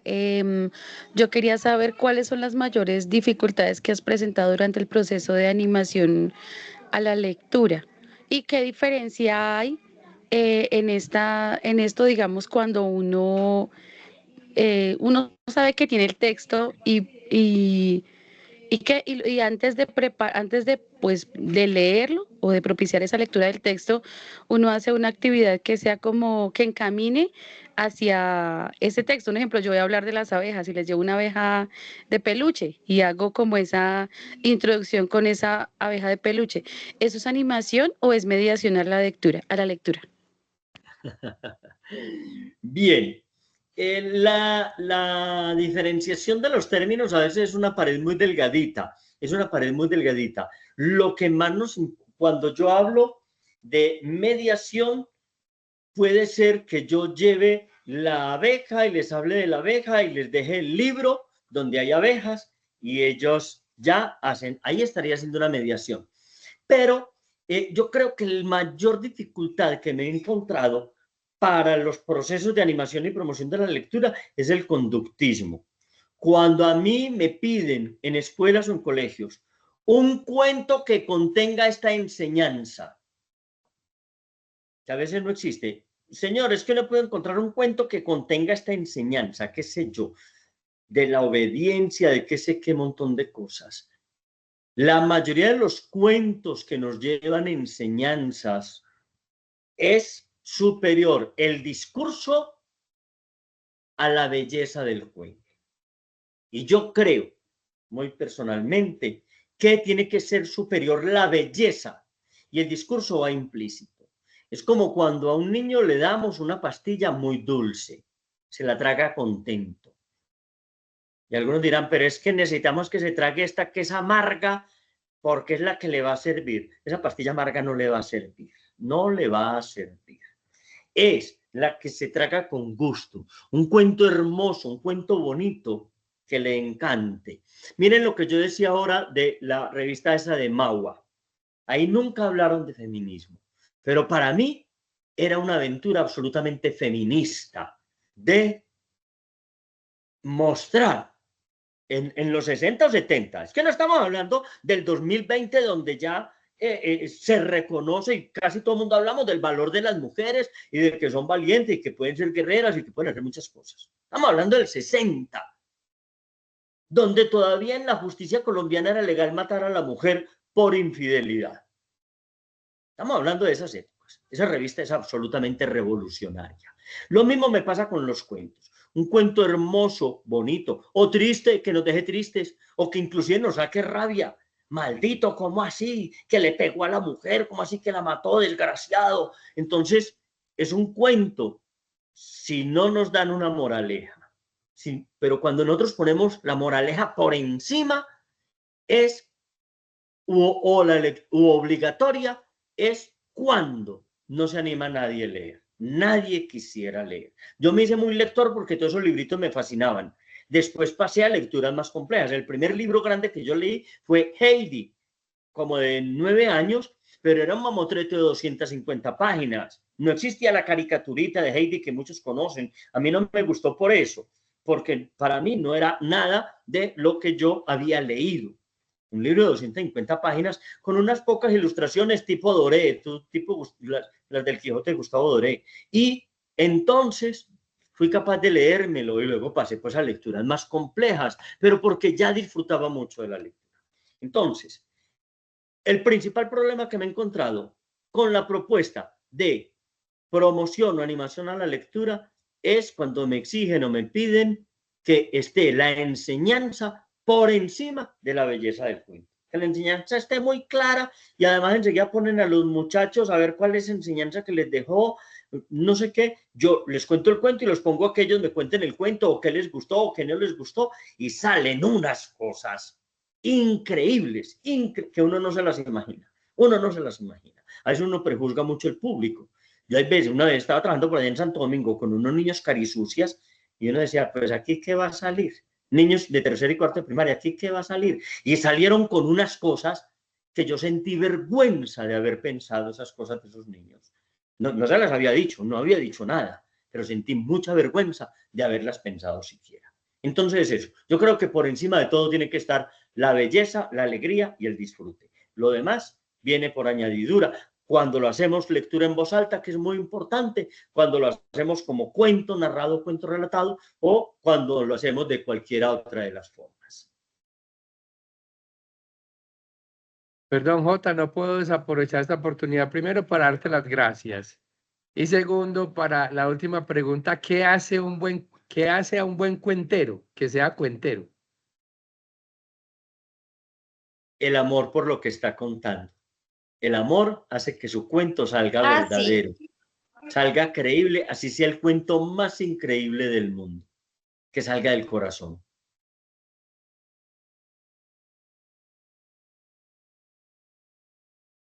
Jotica, muchas gracias. Muchas gracias a ustedes y me disculpan es que los viejitos ya no, mija, me disculpan tanta bobada.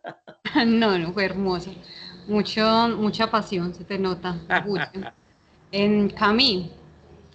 Camilo. Sí, señora. Buenas Les vamos tardes. a presentar que les tenemos, pues démosle el cierre pues formal a este espacio y les presentamos que les tenemos preparado que está listico allí para nuestra próxima sesión. ¿Listo? Claro que sí. Permítame, por favor. Y ya procedemos.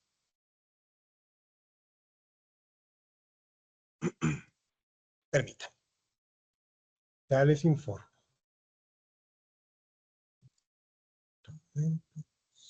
Permítame. Muy bien. Yo me le retiro. Muchas gracias. Feliz tarde. Que estén bien. Hasta luego. Muchas gracias, mi señor. Muy amable por Otro, un todo. abrazo. Permítame, por favor. Bueno, muchas gracias, muchas gracias. Acá. Listo.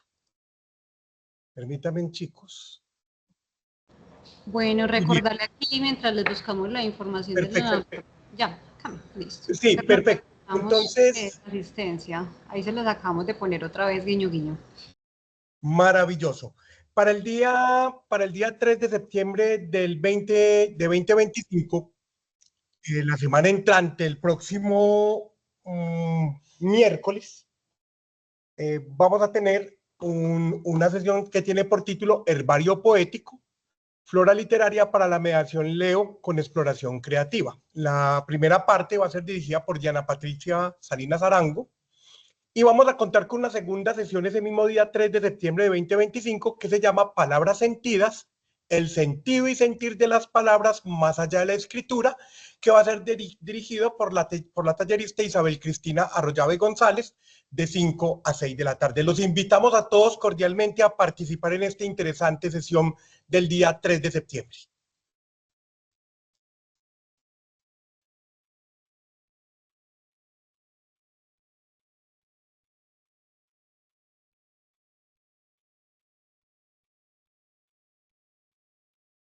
Cami, ¿se te cortó o No, cerraste? para nada. Bueno. Estuve dando la información. No sé si el público alcanzó a escucharme. Hasta septiembre, hasta el 3 de septiembre. Sí, y comentamos que ese día vamos a tener 2 talleres. El primero se llama Herbario Poético, Flora Literaria para la Mediación Leo con Exploración Creativa, y un segundo taller que tiene por nombre Palabras Sentidas, el sentido y sentir de las palabras más allá de la escritura. Entonces, están todos cordialmente invitados y les agradecemos a todos naturalmente por su dedicación con esta importante iniciativa. Gracias. Jota, maravilloso todo, muy mágico. Muchas gracias. Excelente su pedagogía y el cariño por lo que usted hace, mi señor, que se nota a leguas. Muchas gracias. Gracias a usted, muchas gracias por darme esta oportunidad y muchas gracias a todos los participantes. Un abrazo.